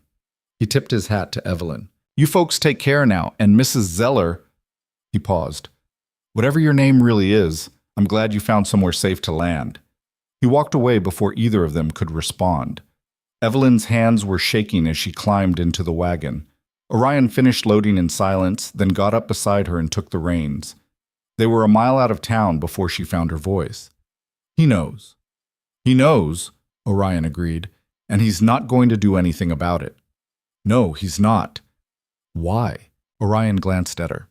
Because he's a good man who understands that the law and justice aren't always the same thing, and because whatever you did or didn't do, you don't deserve to hang for it. Evelyn felt tears burning behind her eyes. I don't know how to process this. Then don't. Just accept it and move forward. His voice was gentle. You've spent so long running and hiding. Maybe it's time to stop looking over your shoulder. She wanted to believe that, wanted it so badly it hurt. That night, lying in bed unable to sleep, she thought about the sheriff's words. Whatever your name really is. As if Evelyn Ashford had become someone else entirely. As if the woman who'd run bleeding through the hills had died out there, and someone new had taken her place. Maybe that was true. Maybe that was the only way forward. The next morning, she woke to find Orion already up, standing at the kitchen window with his coffee, staring out at the dawn. You're up early, she said. Couldn't sleep. He didn't turn around. I've been thinking. About? About what comes next. Evelyn poured herself coffee and joined him at the window. What do you mean? I mean, we can't keep living in this limbo. You sleeping in the bedroom, me on the floor or in the loft. You pretending to be my wife in town but not actually being anything. He finally looked at her. We need to figure out what this is. Her heart was suddenly hammering. What do you want it to be? I want... He stopped, started again. I care about you, Evelyn. More than I thought I could care about anyone after Sarah. And I hope, you feel something similar. She did. She felt so much it terrified her. I do, she whispered. Then we need to decide. Are we building something here, together? Or are you just staying until you figure out where to go next? The question hung between them, enormous and impossible to avoid. Evelyn thought about the past 2 months, about learning to shoot, to hunt, to work the land, about the calluses on her hands and the strength in her arms, about sleeping soundly for the first time in years, about the way her chest went warm when Orion smiled, about how she'd stopped planning escape routes and started planning for next season's planting. I want to stay, she said. Not because I have nowhere else to go, but because I want to be here, with you, building this. Relief and something deeper flooded Orion's face. You're sure? I'm sure. Even though it won't be easy? Even though people will talk and we'll have to work twice as hard as everyone else just to prove we deserve what we have? Even though. She set down her coffee and faced him fully. I've spent my whole life being afraid, being small, letting other people decide what I was worth. I'm done with that. I want to build something that's mine, ours. I want to work until my body hurts and sleep knowing I earned it. I want to be someone who matters, not because of who I belong to, but because of what I can do. Orion's eyes were bright. Then that's what we'll do. Just like that? Just like that. He took her hand. But Evelyn, I need you to understand something. If we do this, if we build a life together, it has to be real, not pretend. Not a story we tell people in town. Real. What are you saying? I'm saying I want to marry you. Properly. Not just let people assume, actually marry you. The words should have terrified her, should have sent her running. Marriage had been a trap before, a cage that had nearly killed her. But this felt different. This felt like freedom. Yes, she said. Orion blinked. Yes? Yes, I'll marry you. For real this time. He pulled her into his arms, careful of his healing wound, and kissed her forehead, then her cheek, then finally her mouth. It was gentle and awkward and perfect. When they pulled apart, Evelyn was crying. What's wrong? Orion asked, alarmed. Nothing. Everything. She laughed through the tears. I never thought I'd get this. A second chance. A real one. Well, you've got it now. He wiped her tears with his thumb. And I'm not letting go. They married 3 weeks later. Not in a church. Neither of them wanted that. Instead, they rode to the canyon where Evelyn had hidden the night of the shooting, the place where everything had changed. A traveling preacher happened to be passing through Millbrook, and Orion paid him $10 to ride out and perform the ceremony. It was just the three of them. No witnesses, no family, just two people making promises under the open sky. Evelyn wore the dress Orion had mended, the one with Sarah's belt. Orion wore his good shirt and trousers, his hair slicked back and his face freshly shaved. The preacher kept it short and simple, the usual words about love and honor and commitment. When it came time for rings, Orion pulled 2 thin gold bands from his pocket. One had been his mother's, the other he'd bought in town the week before. I don't have much, he said as he slipped the ring onto her finger, but what I have is yours. Everything I am is yours. Evelyn's hand was shaking as she put his ring on. I don't come with anything. No family, no money, no dowry, just myself. But I promise you, I'll work harder than anyone you've ever known. I'll stand beside you through whatever comes, and I'll never take this for granted. That's all I need, Orion said. The preacher pronounced them married and rode off, leaving them alone in the canyon. They stood there for a while just looking at each other, the reality of what they'd done sinking in. So, Evelyn said finally, what now? Now we go home. Orion took her hand. And we get to work. Home. The words settled into her bones like warmth. They rode back to the ranch together, and that night Evelyn moved her things from the bedroom into the space Orion had cleared for her in the dresser and trunk.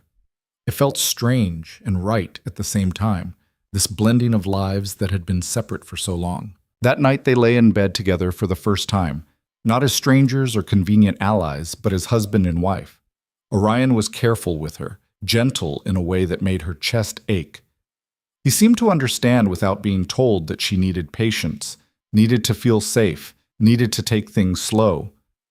We don't have to, he started. I know, she interrupted, but I want to. I need time to get used to this, to trust it. Take all the time you need. So they lay there in the darkness, his arm around her shoulders, her head on his chest, listening to his heartbeat and feeling more at peace than she'd ever felt in her life. The work began the next day. Not the regular work of maintaining the ranch, that had been ongoing, but the work of building something bigger, something that would last. They started with the smokehouse. It was old and falling apart, barely functional. Together they tore it down and rebuilt it properly, with good stone and solid mortar. Orion showed Evelyn how to mix the mortar, how to set stones so they wouldn't shift. She learned by doing, making mistakes and fixing them, until her hands were raw and her back ached, but the work was solid. When they finished, they stood back and looked at what they'd built. That'll stand for 50 years, Orion said with satisfaction. Longer if we maintain it right, Evelyn added. They moved on to other projects. A new chicken coop with proper nesting boxes. A root cellar dug deep enough to keep vegetables cool through the summer. Repairs to the barn roof that had been patched and repatched for years. Every project was hard. Every project took longer than they expected. But they worked together, learning each other's rhythms, figuring out how to communicate without words when the noise was too loud for talking. Evelyn found she was good at this. Good at seeing what needed doing and figuring out how to do it. Good at solving problems and working through setbacks. She was good at building. One afternoon, while they were taking a break from digging post holes for a new corral, Orion said, "You ever think about trading?" "What kind of trading?" We've got good meat from hunting, good vegetables from the garden, and you've gotten skilled at preserving both. He wiped sweat from his forehead. There's people in town who'd pay for that, people who don't have the time or skill to do it themselves. Evelyn considered it. You think there's a market? I know there is. Mrs. Henderson at the boarding house was asking me just last week if I knew anyone who could supply her with cured meat. She's tired of the quality she gets from the butcher. How much would she pay? Enough to buy a seed for next year's planting, maybe enough to buy another horse. The idea took root in Evelyn's mind. Not just surviving, but thriving. Building something that generated income, that gave them options. Let's try it, she said. They spent the next 2 weeks preparing, hunting extra game, curing it carefully, packing it properly. Evelyn picked vegetables from the garden, sorted them, packed them in the wagon. When they went to town, Mrs. Henderson took one look at their offerings and bought everything. This is excellent work, she said, examining a package of venison. Better than anything I've gotten from the butcher. Can you supply me regularly? How regularly? Orion asked. Once a month? Maybe twice if you can manage it. They negotiated a price that was fair to both sides. And when they left town that day, Evelyn's mind was racing with possibilities. We could expand, she said. Hunt more, preserve more, maybe even start raising our own livestock specifically for selling. You're thinking like a businesswoman. I'm thinking like someone who wants to build security. She looked at him. We can't just survive anymore. We need to get ahead, put money aside for bad seasons, for emergencies. Orion nodded slowly. You're right, and you're good at this. The planning, the organization. You're better at the actual work. Then we make a good team. They did. Over the next few months, they developed a routine. Hunt and preserve, trade in town, use the profits to improve the ranch. They bought another horse, a young gelding Evelyn named Copper for his color. They bought better tools. They bought seed for next year's expanded garden. And slowly, carefully, they built something that felt permanent. Word spread in town. Other people started approaching them, asking for meat, for vegetables, for help with projects they couldn't manage alone. Evelyn found herself developing a reputation as someone who could solve problems, who could be counted on. It felt strange. Good strange. One evening, 6 months after the wedding, Evelyn was in the kitchen preserving beans when Orion came in with an odd expression on his face. What? She asked. I was talking to Frank Morrison today. He runs the livery in town. I know who he is. He asked if you'd be willing to teach his daughter how to cure meat properly. Said he'd pay for the lessons. Evelyn set down her knife. He wants me to teach someone? Says his daughter wants to start her own business. Thinks you'd be the perfect person to learn from. The idea was startling. Her? Teaching someone else? I don't know if I'm qualified. You're more than qualified. You've built a successful trade from nothing. You've proven you know what you're doing. Orion leaned against the door frame. And teaching would bring in extra income. Income we don't have to work our bodies into the ground for. She thought about it, about passing on knowledge, about helping someone else the way Orion had helped her. All right, she said, tell him yes. The girl, her name was Ruth, and she was 17, showed up 2 days later, eager and nervous. Evelyn taught her the basics of butchering, of selecting the right cuts, of preparing brine and maintaining smoke temperature. Ruth was a quick learner, and watching her gain confidence reminded Evelyn of herself not so long ago, reminded her how far she'd come. When Ruth left at the end of the day, she pressed payment into Evelyn's hand and thanked her profusely. Evelyn stood on the porch watching her ride away, feeling something shift inside her chest. She was no longer the woman who'd arrived here bleeding and terrified. She was someone else now. Someone who had value beyond survival. Someone who could teach, who could build, who could create something meaningful. That night, lying in bed with Orion's arm around her, she said, I want to plant trees. What kind of trees? Fruit trees. Apple, peach. Maybe cherry, if they'll grow here. She turned to look at him. They won't bear fruit for years, but we'll be here for years, Orion finished. We'll be here to see them grow. Yes. He was quiet for a moment. Then he said, There's a nursery 2 towns over. We could ride up there next month, pick out saplings. Really? Really? He kissed her temple. You're thinking long-term now, building for a future. That's good. That's right. Evelyn closed her eyes, feeling something like contentment settle over her. Not happiness exactly. She'd learned that happiness was too fragile, too fleeting to count on. But contentment, satisfaction, the deep knowledge that she was exactly where she was supposed to be. They planted 6 trees that spring. 3 apple, 2 peach, 1 cherry. They dug holes deep in the earth and settled the young saplings carefully, tamping down the soil and watering them thoroughly. They look so small, Evelyn said, studying the thin trunks and sparse branches. They'll grow. Give them time. Time. They had that now. They had time and land and each other. As they stood there in the fresh-turned earth, looking at what they'd planted, Evelyn realized something profound. She'd stopped measuring her life in escape routes and worst-case scenarios. She was measuring it in years now, in seasons, in growth. And that, more than anything else, felt like victory. The trees grew slowly, the way all meaningful things do. By the end of the first year, they were still just saplings, barely taller than when they'd been planted. But their roots were spreading deep into the Texas soil, anchoring themselves, preparing for the growth that would come later. Evelyn checked on them every morning, the same way she checked the horses and the chickens and the garden. It became part of her routine, part of the rhythm of her days. She'd run her hand down the thin trunks, looking for signs of disease or damage, and feel a quiet satisfaction that they were still standing, still growing, still alive. Winter came hard that year, the coldest anyone could remember in a decade. The hills turned brown and brittle, and frost came early and stayed late. Snow fell 3 times, which was unusual this far south, and each time Evelyn worried about the young trees. But Orion showed her how to wrap them in burlap, how to pack straw around their bases to insulate the roots. They worked together in the bitter cold, their breath coming out in white clouds, protecting what they'd planted. "They'll make it," Orion said one morning, studying the wrapped trees with a critical eye. "How do you know?" "Because we're not going to let them die." He looked at her. That's how anything survives. Someone decides it's worth saving and does the work. The words settled into Evelyn like warmth, because wasn't that exactly what had happened to her? Someone had decided she was worth saving and had done the work. The trading business grew through the winter months. People needed preserved food when fresh food was scarce, and Evelyn's reputation for quality had spread throughout Millbrook and the surrounding ranches. They were making more money than they ever had, enough to not just survive but to actually save. Orion built a lockbox and hid it under a floorboard in the bedroom. Every month they added to it, watching their nest egg grow. It wasn't much by some standards, maybe $100 by spring, but it felt like wealth to Evelyn. It felt like security. "What should we do with it?" she asked one night, counting the bills by lamplight.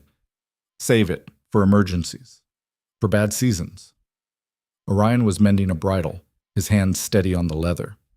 "Or for opportunities." "What kind of opportunities?" "Don't know yet, but they'll come." He glanced at her. "That's how life works.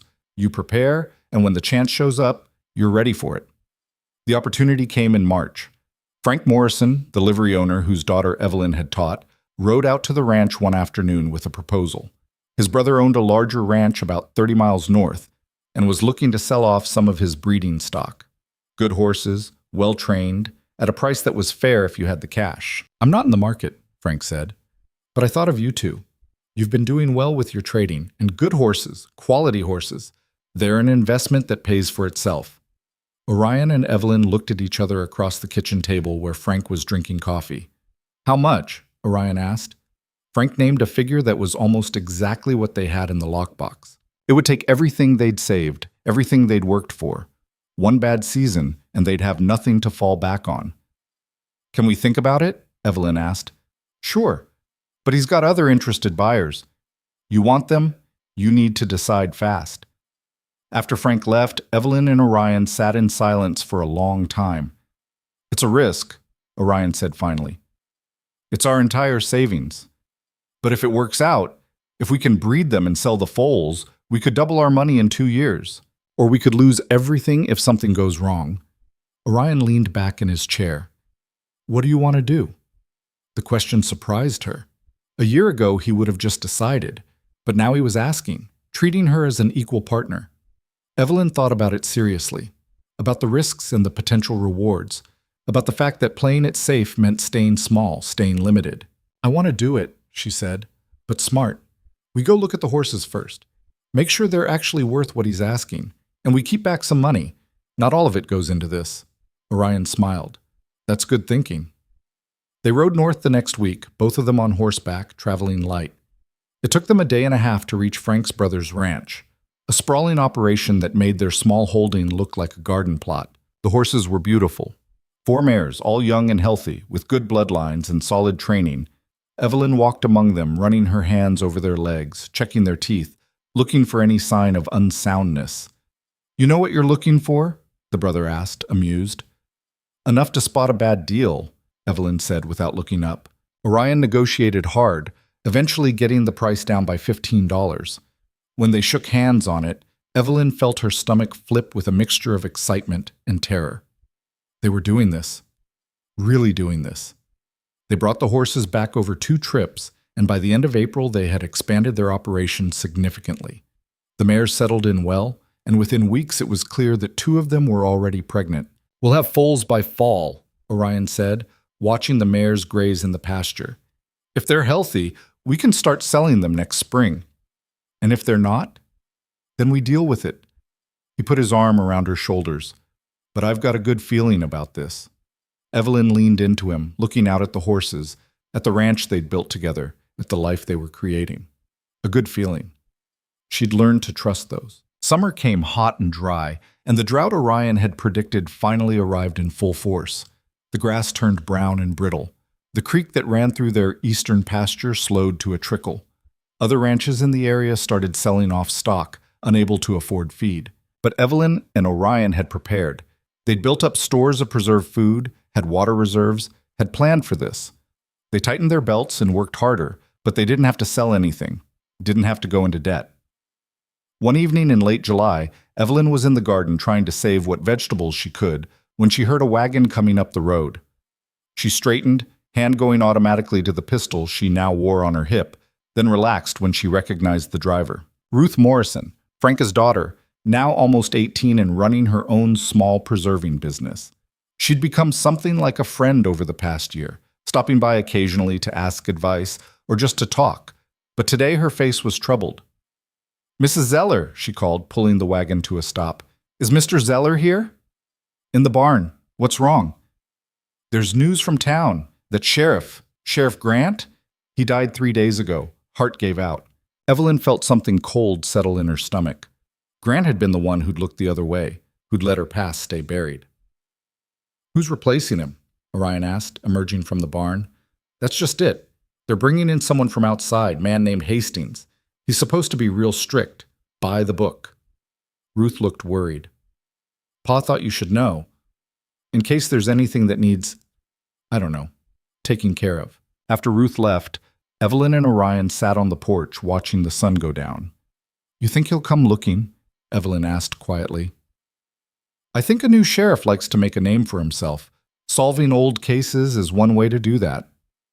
"So what do we do?" Orion was quiet for the long time. Then he said, "We do nothing. We live our lives. If he comes asking questions, we tell the truth. You're my wife. You've been here for over a year, and you've built a life here. The rest is old history that doesn't matter anymore. But if he digs, then we deal with it." He took her hand. "Evelyn, you can't live your whole life waiting for the other shoe to drop. At some point, you have to decide the past is dead and live like you believe it." She wanted it desperately, but fear was a hard habit to break. Sheriff Hastings arrived in Millbrook a week later. Evelyn heard about it from Mrs. Henderson when they went to town to deliver preserved meat. The woman's usual cheerfulness was subdued. "He's not like Grant," she said quietly. "Grant understood people. Hastings just understands law." "Has he been asking about old cases?" Evelyn tried to keep her voice casual. "Some. He found Grant's old notes, went through them all." Mrs. Henderson lowered her voice. "Your name came up. Well, not your name exactly.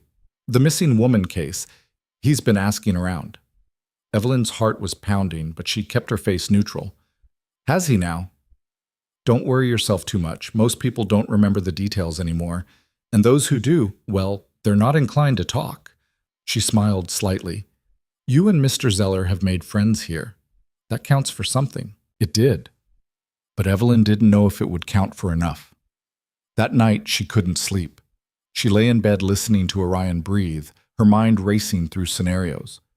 What if Hastings came to the ranch? What if someone talked? What if he found evidence that Grant had overlooked or deliberately ignored? Near midnight, she gave up and went outside.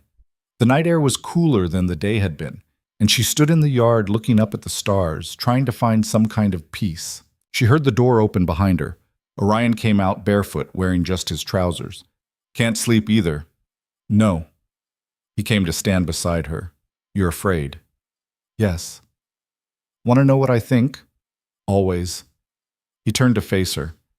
"I think you've been brave for so long that you've forgotten what it feels like to just be brave without the fear underneath. But the fear doesn't make you a coward. It makes you human." "I don't want to lose this." Her voice cracked. "I don't want to lose you, or the ranch, or the life we've built. I don't want to go back to running." "You won't have to." His voice was certain. "Because I won't let them take you, and because the woman you are now isn't the same person they're looking for. You've got a community here, a reputation, a life. That's armor they can't break through." She wanted to believe him. 2 weeks later, Sheriff Hastings came to the ranch. Evelyn saw him coming from a long way off and had time to prepare herself. She was in the kitchen making bread when he knocked, and she made herself wipe the flour from her hands slowly, calmly, before answering the door. Hastings was younger than Grant, maybe 40, with hard eyes and a mouth that looked like it didn't smile much. "Mrs. Zeller?" he said. "Yes. I'm Sheriff Hastings. I'd like to ask you a few questions if you have time." "Of course. Would you like to come in?" He followed her into the kitchen, took the chair she offered, accepted the coffee she poured. All very polite, all very proper. "I've been reviewing old case files," he said, "including one involving a missing woman named Evelyn Ashford. You know anything about that?" Evelyn's heart was hammering, but her hand stayed steady. "I know my name used to be Ashford, before I married Mr. Zeller." "Is that right?" His eyes sharpened. "You're the missing woman." "I was never missing. I left a bad situation and came here. That's not missing. That's choosing." "Your husband died under suspicious circumstances." "My husband tried to sell me to slavers. When I fought back, he got killed in the crossfire. I don't consider that suspicious. I consider it justice." The bluntness seemed to surprise him. "There are people who'd call that murder. Then those people don't know what actually happened." She met his eyes steadily. "Sheriff, I'm not going to apologize for surviving. I'm not going to feel guilty for escaping a man who treated me like property. And I'm not going to pretend I'm the villain in that story just because it makes the paperwork easier." Hastings studied her for a long moment. "You've built quite a life here." "I have." "People speak well of you, say you're honest, hardworking, good neighbor." "I try to be." "Mrs. Henderson says you saved her boarding house last winter when her usual supplier couldn't deliver. Says you rode through a snowstorm to bring her meat and vegetables so her guests wouldn't go hungry." Evelyn hadn't known Mrs. Henderson had told people about that. She'd just done what needed doing. "It wasn't far," she said. "Frank Morrison says you taught his daughter a trade that's letting her support herself. Says you didn't charge much because you remembered what it was like to have nothing." "Ruth's a good student." Hastings set down his coffee cup. "I also talked to the doc in town. He says a man came through about a year ago, shot up bad, died before the doc could help him. Man matched the description of someone named Ralston, who had warrants for human trafficking in 3 territories. Evelyn said nothing. Doc says he heard the shooting came from somewhere out this direction, but there were never any witnesses, never any complaints filed. Hastings leaned back in his chair. "Funny how that works." "Very funny," Evelyn said quietly. They looked at each other across the kitchen table. Finally, Hastings said, "I'm not Grant. I don't look the other way just because it's easier. But I'm also not stupid. I can see the difference between someone running from justice and someone running from injustice." "And which am I?" "You're someone who survived something terrible and built something good. That's not criminal. That's human." He stood up. "The case file on Evelyn Ashford is going to be marked resolved. The woman in question has been located, living peacefully under her married name, no threat to anyone, no further action needed." Evelyn felt tears burning behind her eyes. "Thank you. Don't thank me. Just keep being the person this town needs you to be." He walked to the door, then paused. "And Mrs. Zeller, if anyone else comes around asking questions about your past, you send them to me. I'll handle it." After he left, Evelyn sat at the table for a long time, shaking. When Orion came in from the fields, he found her there, tears running down her face. "What happened?" he asked, alarmed. "It's over," she whispered. "Really over. The past is dead and I get to keep living." He pulled her into his arms and held her while she cried. Not from fear this time, from relief, from freedom. That fall, 2 healthy foals were born. Both fillies, strong and well-formed. Evelyn helped with the births, staying up all night in the barn, watching the miracle of new life coming into the world. When the second foal stood on wobbly legs for the first time, Orion came up beside her. "We did this," he said quietly. "We built this. We did. And in a few years, when these foals are grown and trained and sold, we'll have enough money to expand even more. Maybe buy the plot of land to the east. Build a bigger house." Evelyn looked around the barn at the horses, at the solid construction, at the evidence of their hard work. Then she put her hand on her stomach, where a different kind of new life was growing. She hadn't told him yet, wasn't completely sure herself, but her monthly courses were 6 weeks late and she felt different in ways that seemed significant. "Or maybe," she said carefully, "we save that money for something else." "Like what?" "Like," she took his hand and placed it on her stomach. "Like this." It took him a moment to understand. When he did, his eyes went wide. I think so. It's early still. But yes, I think so." Orion's face went through about 6 different expressions in rapid succession. Shock, fear, joy, wonder, terror, and finally settling on something that looked like awe. "We're having a baby." "We're having a baby," she confirmed. He pulled her into his arms, careful and gentle, and she felt him shaking. "Are you all right?" she asked. "I'm terrified," he admitted, "and happier than I've been since Sarah died, and completely unprepared. And—" he pulled back to look at her. "Are you all right? Do you want this?" The question made her chest ache, because he was asking, making sure this was her choice too. "I want this," she said firmly. "I want a family with you. I want to bring a child into this life we've built and show them that the world can be good if you work hard and choose carefully and don't give up. It won't be easy. Nothing worth doing ever is." He kissed her then, deep and long and full of promise. The pregnancy was hard. Evelyn was sick for the first 3 months, barely able to keep food down. Then came the backaches and the swelling and the exhaustion. She had to scale back her work, which frustrated her, but Orion picked up the slack without complaint. He fretted over her constantly, worrying about every twinge and ache. Ruth came out to help when Evelyn needed it, and Mrs. Henderson sent care packages from town, ginger tea for the nausea, a knitted blanket for the baby, advice scribbled on scraps of paper. The community they'd built showed up in ways Evelyn hadn't expected. People brought food, offered to help with chores, asked after her health. It was strange and wonderful and sometimes overwhelming.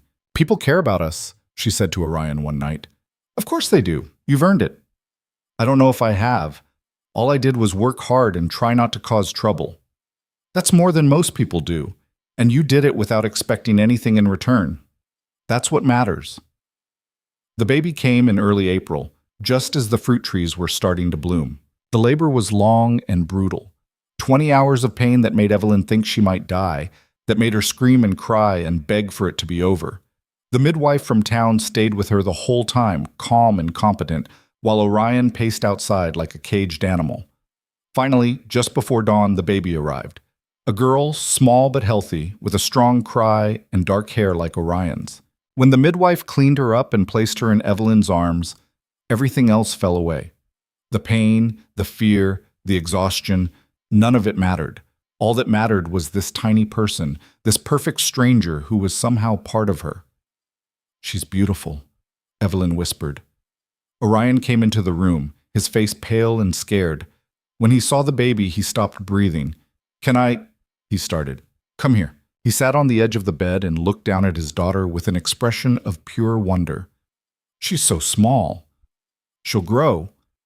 Evelyn adjusted the blanket around the baby. "What should we name her?" They'd discussed names for months but never settled on anything. Now looking at this new life they'd created, Evelyn knew. "Clara," she said, "for clarity." For the clear light after a storm. Orion nodded slowly. Clara Zeller. I like it. Clara Zeller it is. The baby, Clara, changed everything. The sleep-deprived nights, the constant worry, the way every decision had to be filtered through the question of what was best for her. It was exhausting and terrifying and absolutely worth it. Evelyn learned how to nurse, how to soothe, how to function on 3 hours of sleep. She learned that love could be this fierce and protective, this all-consuming. And she learned, watching Orion with their daughter, that she'd chosen right. He was gentle with Clara in ways that made Evelyn's chest ache. Patient when she cried, playful when she was content, devoted in a way that had nothing to do with duty and everything to do with pure love. "You're a good father," she told him one night, watching him rock Clara to sleep. "I'm trying." "You're more than trying. You're succeeding." He looked at her over the baby's head. "We're succeeding, together." The years that followed weren't easy. Babies are never easy, and adding one to an already demanding ranch life meant constant juggling. But they managed. They adapted. They learned.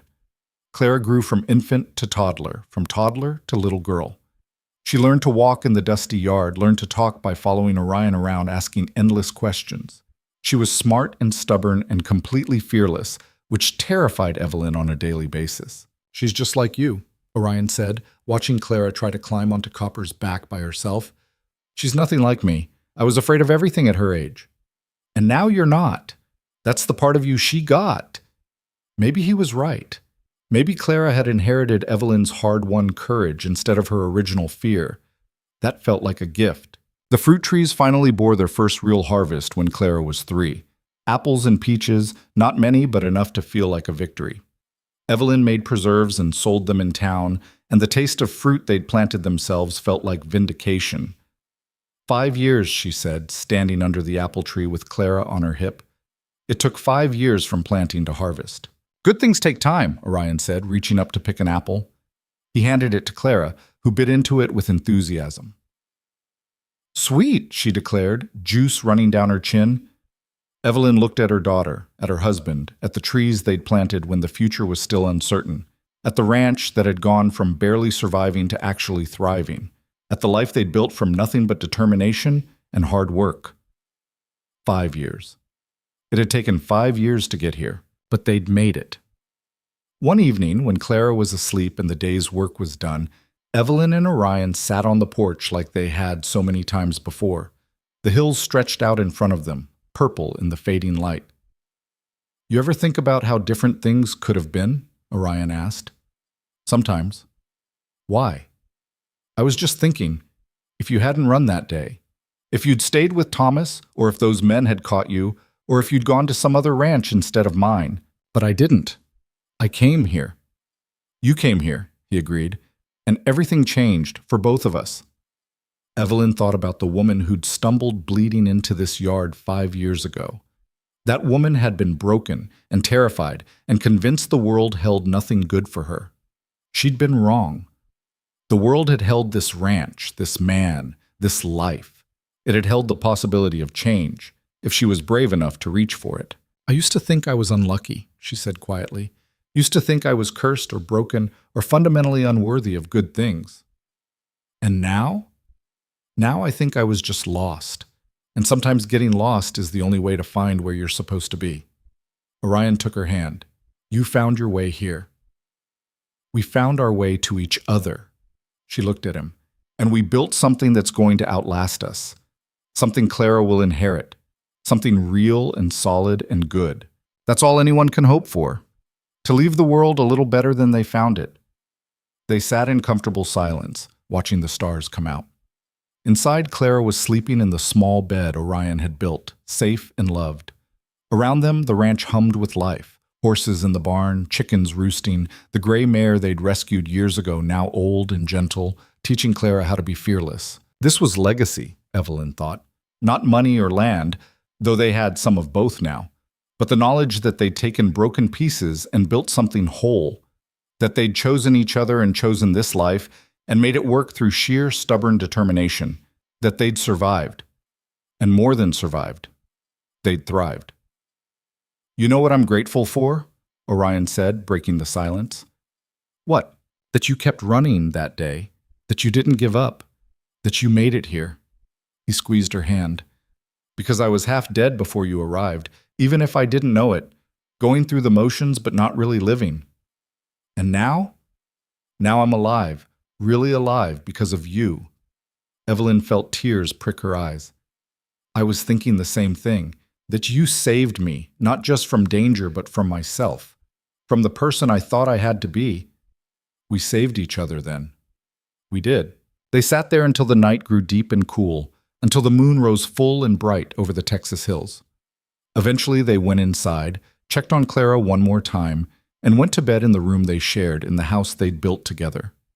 And Evelyn, lying in the darkness with Orion's arm around her, thought about the long, strange journey that had brought her here. About pain and fear and violence, yes, but also about courage and kindness and the stubborn refusal to give up. She thought about the girl who'd fled a burning wagon and the woman who'd learned to stand her ground, about the difference between surviving and living, about the power of choosing, day after day, to build instead of destroy. Her life hadn't been easy, hadn't been fair, hadn't followed any kind of plan, but it had been hers. Every choice, every mistake, every moment of terror and triumph, all of it had led her here, to this bed, in this house, with this family. And that, she realized as sleep pulled her under, was enough. More than enough. It was everything. The story of Evelyn Ashford, who became Evelyn Zeller, who became simply Evelyn, wasn't a fairy tale. There was no magic, no destiny, no promise that everything would work out. There was just a woman who refused to quit, a man who refused to look away, and a life they built together, one hard day at a time, proving that sometimes the best endings are the ones you have to fight for. That sometimes home isn't where you start, it's where you choose to stay.